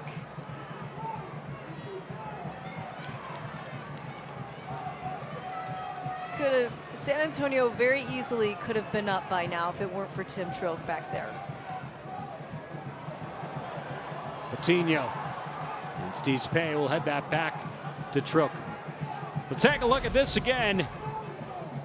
What a service across, and Shannon Gomez off his left foot. First time, tremendous from the keeper. And Shannon Gomez with the quality. It's just even better there from Trilk. His reaction time is insane. Second year for Tim Trilk with Indy 11, native of Rockford, Illinois. Played in League One in USL. And again, he wasn't expected nearly to be in these moments at this point in the season. Yannick Ertl, the starting keeper, suffered an ankle injury early in the summer. It's kept him out for most of the campaign. Trilk has certainly picked up the slack. Azakar on for Gomez, who nearly equalized. And Rita Zuhir will come on for Jorge Hernandez. So really no change in terms of everybody's roles. Zuhair will take on the Hernandez role. Azakar is the wide player. Will play opposite Ish Jome in the spot occupied by Gomez. So like-minded substitutions for Alan Marcina coming on for the final 20 minutes of the match. That's something to keep an eye on too as SAFC moves forward into the playoffs. Will the substitutions be kind of like-minded, or will they be situation dependent? Here's Azakar. First time on the ball. Well, cut back. Service in is headed away. Asquinzadi. Tainer. Patino. Azakar stays onside. Trying to play it across. And Indy 11 furious that the flag did not come up on Azakar. Got to hand to Azakar, though, immediately a difference maker the second he has stepped on the field. We've seen that from him before, but this one was different. He almost had now they are calling the offside. I tell you what, this officiating crew tonight's not their best performance, Katie. I'm not one necessarily to criticize the officials, but this performance has not been the best for this crew tonight. Someone get these guys some coffee so they can wake up a bit. It's looking pretty rough out there. He makes the right call, I guess, in this instance. I think Indy 11 had a valid point there, but it's a delayed call. The offside flag comes up as SAFC setting up for the corner. I feel like whether you're at the center of the field or the sideline, that one looked like it was offside. That was a pretty obvious offside call. And yes, the most important thing is to get the calls right.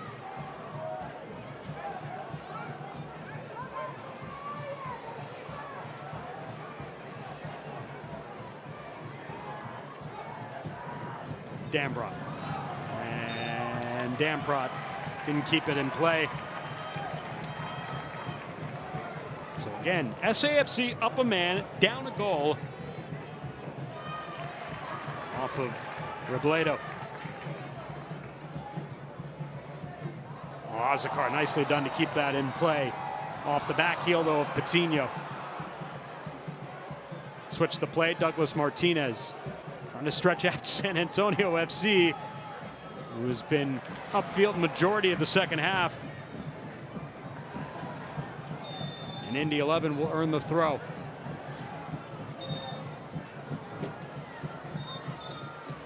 So SAFC's had a substitutes. They've gone through all 5. Indy 11 still has 3 at their disposal.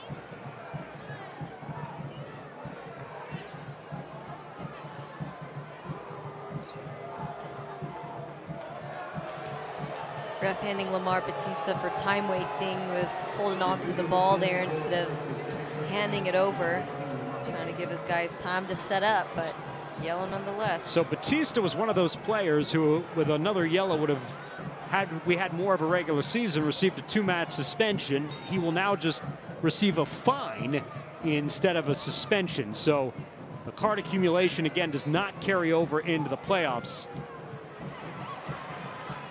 That red, though, on Solomon Asante very much will, though. Again, so unfortunate for Indy, even putting another guy out there on the field, even with 11, when you don't have Asante out there, it's a different team.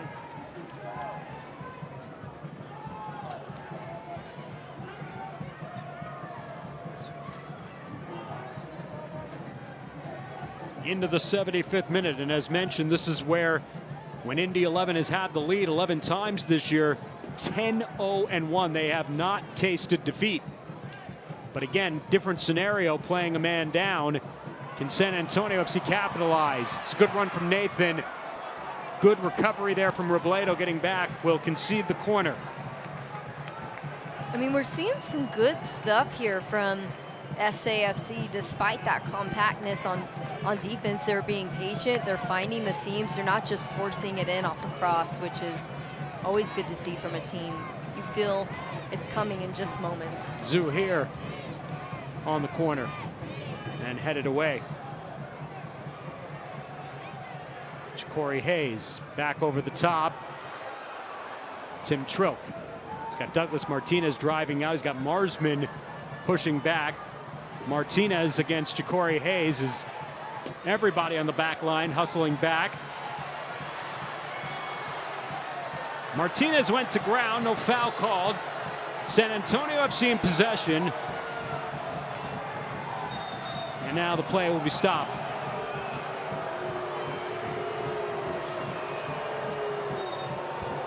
Hard to say what happened there.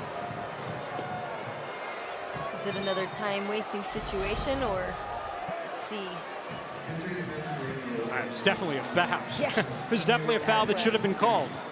It was. Yeah, right in the gut.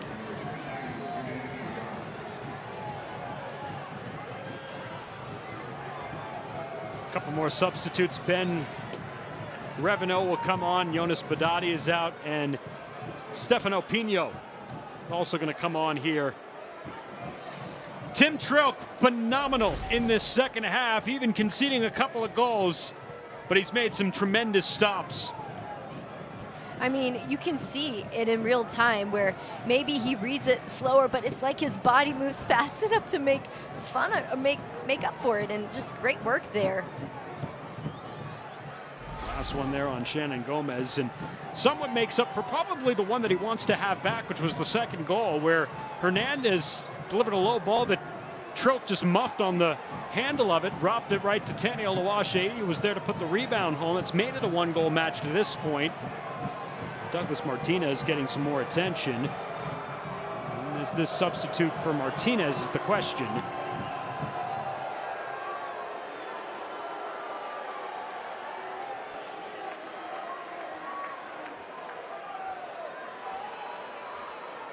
Looks like it is. Martinez will come off, and Pino will come on here in the 78th minute. So Douglas Martinez's night is done.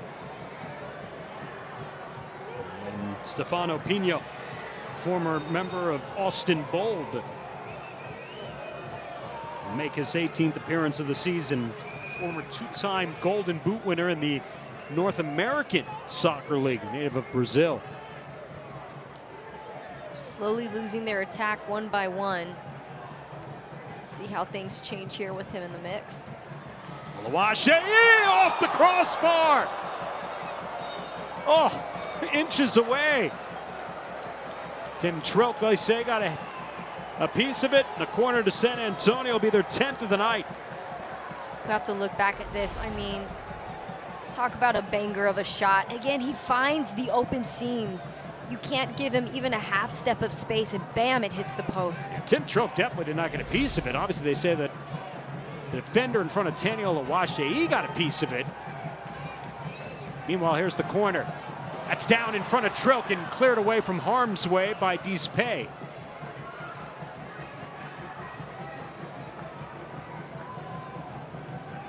You can feel the tension building there for San Antonio. Ansi for this next goal. And while there is still time, it is starting to slowly evaporate, closing in on the final 10 minutes of regulation. And here's Robledo upfield. Nicely done there by Mitchell Tainer. Great win from Tainer. Nice collected build out of the back. Again, Dispay has really turned into one of the better center backs in USL Championship as Lamar Batista is whistled for the foul. Mark Lowry would agree with you on that one. His exact words there prior to the game was just the important role that Dispay plays for them, and you know, the waves that he's making here in the USL Championship. He's been around, played in RGV, Colorado Springs. Now moving cross conferences to the east in Indy 11.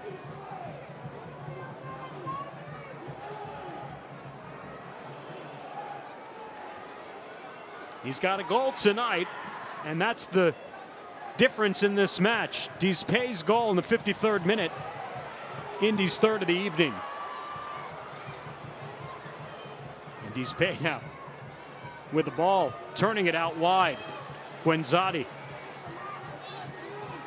not as active in this second half.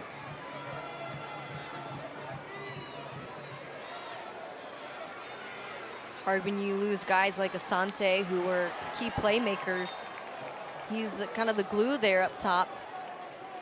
Earns a corner for Indy 11, though, in this instance, as we're into the final 10 minutes of the match. Whatever added time here at the end of the second half. Again, Indy is down a man. Asante given a second yellow on a foul through the midfield. Sent off.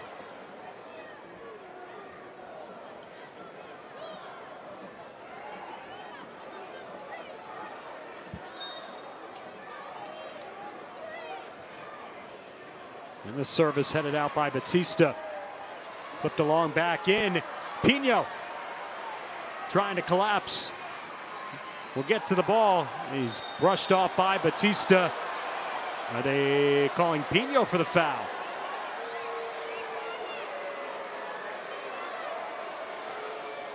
Sportsmanship there from Batista, but a foul that was really unnecessary. So going for the ball there, eye on the ball. Yeah, definitely calling Batista for the foul. For a moment, center referee pointed back in the direction of Marsman as if to award the ball back to San Antonio, but it will indeed be a free kick. Somewhat dangerous spot here along the direct edge of the box on the near side. A couple ways you could go with this if you're Jack Blake. Trying to go directly on target, and it's blocked by Ja'Cory Hayes, and then again Jack Blake with a shot that dribbles, and that's going to go across the line. That's going to be a corner. Effort is good, but this is all stemmed from a really unnecessary foul in a really dangerous spot. Those are the kind of things that SAFC is just going to have to clean up going into the playoffs, because it's moments and decisions like these that can make all the difference of if you continue on or not. And they're actually going to rule it a throw. And Indy 11 about to make their final substitute of the night. Callum Chapman-Page come on here momentarily. Fabian Garcia upfield. Tanny on his horse. Dispay. Oh, spins away from Oluwaseyi. Maka King upfield. Azakar with the challenge there from Dambrot. Zuhair able to switch. Ishjom up that left flank, overwhere with Nathan. Back in the direction. Patino settles. Patino trying to turn. Still free. Patino hooks it aside, and a eye of goal. Back to the keeper, Tim Trilk. 84th minute. Azukar with that fancy footwork. He's so collected on the ball. He really manages the right side of the field so well. And of course, manages to find the feet there in the center of the park with Patino. And I think, you know, Patino is one of those names who circled on the sheet, just like Tani Oluwaseyi. They know what he can do on the ball, and they're touch tight. Seems as if that wave that San Antonio FC had a few moments ago, where it looked like that equalizer was on deck for them, that wave is kind of withered a little bit here in these last few minutes. That it has, and I think that happens when you have a bunch of great opportunities that are missed. You start to lose hope a little bit after a while, but they're playing really well, calm and collected out of the back. You know, it's not just a bunch of kickball up top either. They're doing a great job, even though Indy is sitting back a little bit more. They continue cooking it and finding those seams, maybe find the feet of Tani. This could be good. Well, the night is done for Adrian Dispay. He's off. Callum Chapman-Page is on for the final moments in regulation and whatever added time, with Indy 11 still up a goal, 3-2 here. And again, it's Trilk who'll bring it down, and again in no hurry to get forward. We'll release the ball here a little quicker to Jack Blake. Got the scoring started in the 10th minute tonight. And Indy would add a second goal to go up 2. And a late penalty awarded to San Antonio FC at the end of the first half, capitalized on by Santiago Patino. Dispay would extend the visitors' lead back to 2 goals early in the second half before Tani Oluwaseyi would score his 17th of the season in the 58th minute to bring us to where we are, 3-2, as we cross into the 86th minute. At stake for San Antonio FC A win clinches second. Anything less than that, they'll have to scoreboard watch and wait for the results out of Orange County and San Diego. And a giveaway here on the far side. Robledo back into the box, trying to send it across, and it's turned out there by Tainer off his right foot, and a corner awarded to Indy 11. I'm sure a lot of hearts stopped in that situation, as a lot of people weren't sure if that was going to clear outside the post of the net. Tainer's still in the right place at the right time, handles the situation. And you just can't give up opportunities like that when you're up a man. Not to mention set pieces also kill more precious moments off the clock.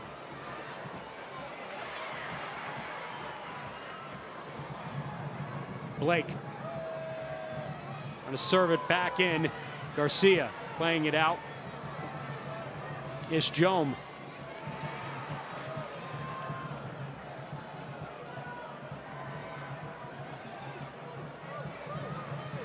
Now Nathan and Tanny not on the same page there. And the ball back to Indy 11. Azakar. Patsinha. A ride out for a corner off the feet of Chapman Page. The 11th corner of the evening for San Antonio FC. Only a few minutes to go before the clock hits 90. They've got to make the most of this as quickly as possible. And again, it was a corner where they equalized late against Tampa Bay after going down a goal late in the second half. Here's Zuhair. It's a good ball toward the back post, headed off the crossbar. The rebound is in. The equalizer for Fabian Garcia in the 88th minute, and we're level at 3. Dan, you called it. Most people say a commentator's curse. I say that's a commentator's gift. What a call there, and what a finish from Fabian. Getting up there, getting ahead on it. It's so unfortunate there for Tim Trilk, has had such a quality game. SAFC coming in, that better finish. Third goal of the season for Fabian Garcia. It's actually Tainer. It was Garcia who put it off the woodwork, but it'll be Tainer's goal on the putback. His third goal. So the goal is Tainer. In a 3-3 match here in a foul, Antonio Lawashei.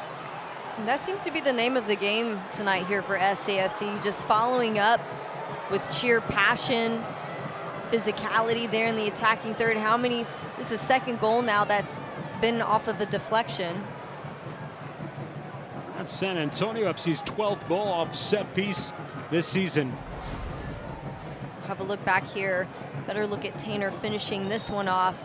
Hits the post. Tainer gets there just in time, steps in front of the keep.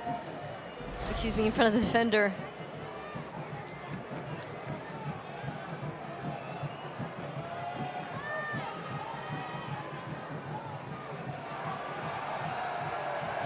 Again, for San Antonio FC, 1 point will not be enough to clinch second. They would still have to wait outcomes from San Diego and Orange County. A win for either of those sides tonight would bump San Antonio FC out of the number 2 spot if this result holds at 3-3.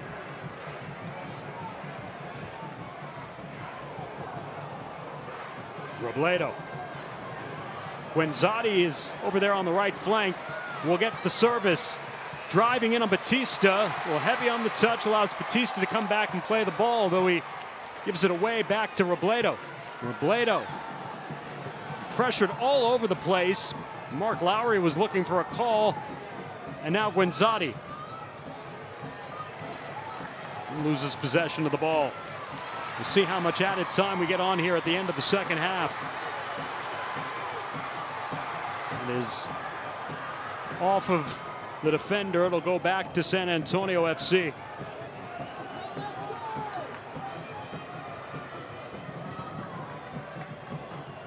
That's the thing about time wasting. It's a great plan until everything's all tied up.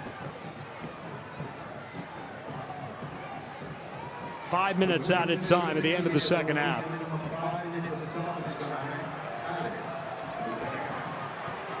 That's over the head of Azakar. There's a foul, though, behind the play. And it'll go back to San Antonio FC on a free kick.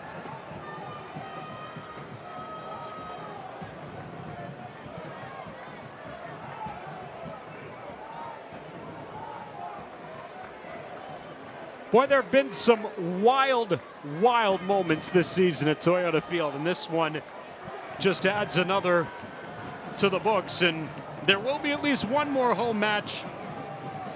Opening weekend of the playoffs will be here at Toyota Field next Saturday night, 8 p.m. SanAntonioFC.com is your spot for tickets. Opponent TBD. Seating still TBD. But if the matches are like some of the ones we've seen this year, it's going to be a lot of fun next Saturday night.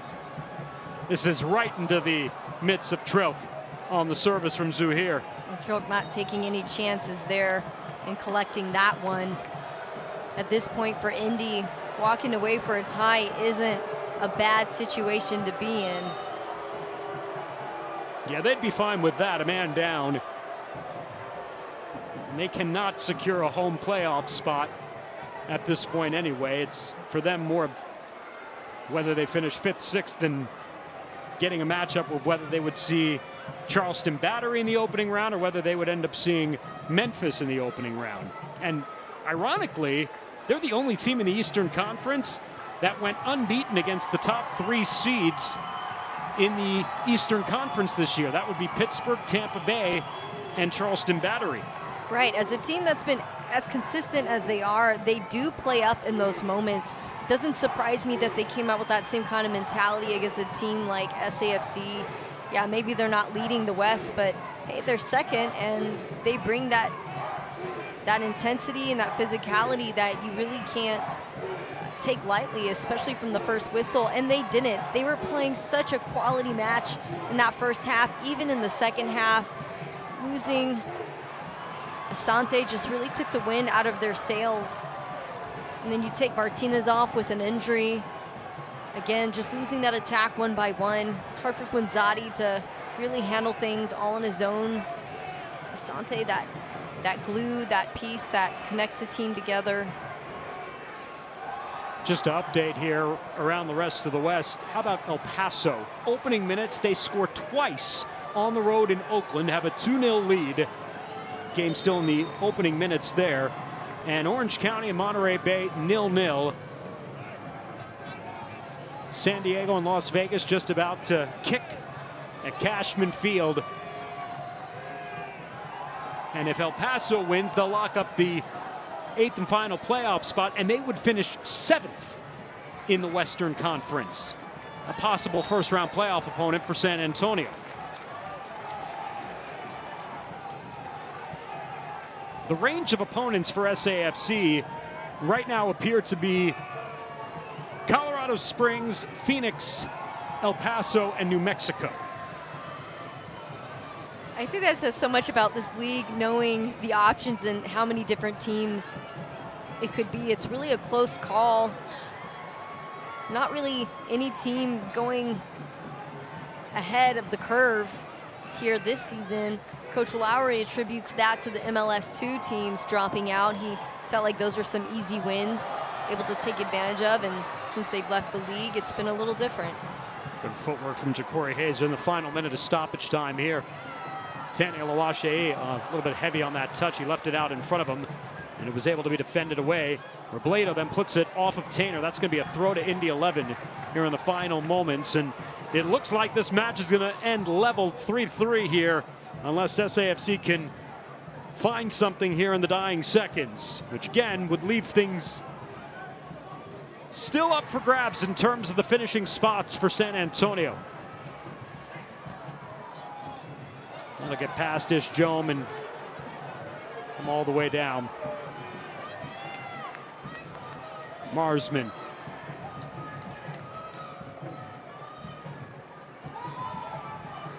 Batista over to Tainer. Keeps it in play. Nathan puts it behind him. It'll be driven out. It'll be one more corner belonging to San Antonio to close out the match. This might be their final chance here, already in play. Oluwaseyi, ball free. Cleared out, and an injury as well. And you're right, that might have been their last moment, and they weren't going to set up for a corner. They were going quickly, knowing that the time was to the end. And Vasquez is down, will get some attention, and that likely will be the final gasp, you would think. Vasquez coming back to his feet here. Almost effective there in that last attempt, too. Just a little bit too much traffic, but who knows? They're going to add any more time onto this, considering all the stoppage since the added time. And they've added on, obviously, at least another minute to this point. Vasquez will run off, and we'll get to come back on here after put back in play by Tim Trilk.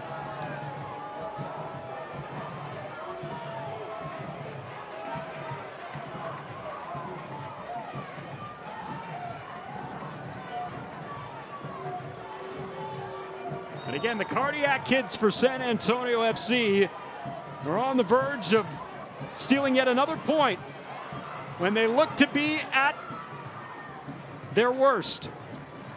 They were down 2 goals in Oakland, came back, drew at the death. They were down late against Tampa Bay, drew at the death. And down here late against Indy 11. And once again, they have drawn at the death. Do they have anything left? And the giveaway, Quinzati forcing it out. That is off of San Antonio and a throw to Indy 11.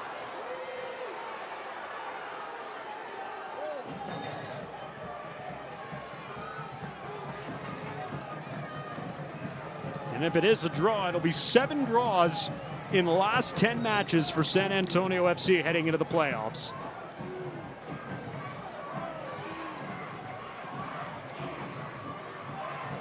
I suppose a draw is better than a loss, but questions to be had for this San Antonio team. Because there will be no draws starting next Saturday. Right, yeah. Exactly. Aka King runs through Mitchell Tainer. Aka King pick up the yellow card here. 7th yellow card of the evening to Indy 11. We are now to 3 minutes of added time, beyond added time. Mark Lowry pointing to his watch. Just hoping the minutes run out at this point. Don't blame him.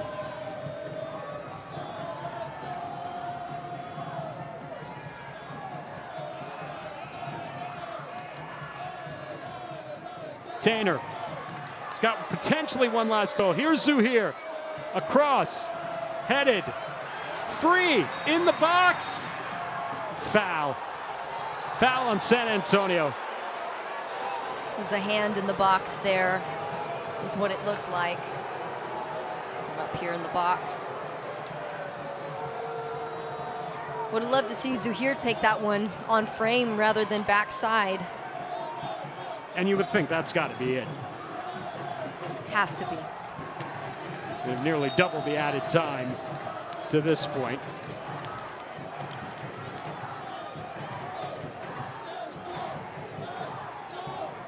Something tells me this playoff game might go into extra time next weekend. Well, that would follow the path of what has been the final 10 matches of the season for San Antonio FC. A little bit between Callum Chapman-Page and Tani Oluwaseyi exchanging words at the end of this match. They walk away from one another. And San Antonio FC and Indy 11 split the points here tonight. 3-3 the final at Toyota Field. Nitty-gritty fight. It's exactly what we expected, but man, this kind of drama, 6 goals in one match. Now that's how you know we're getting close to playoffs.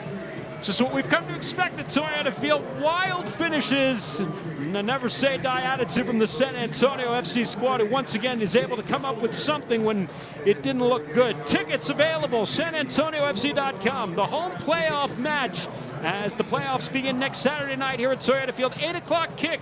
Opponent to be determined. SAFC finishes with 14 wins, 6 defeats, and 14 draws of the regular season. They end with 56 points. They await the results out of both Monterey Bay playing Orange County and Las Vegas playing San Diego tonight to see where they finish and who they will play next Saturday here at Toyota Field. Tonight, though, another wild match. 3-3 the final. Indy 11 squandering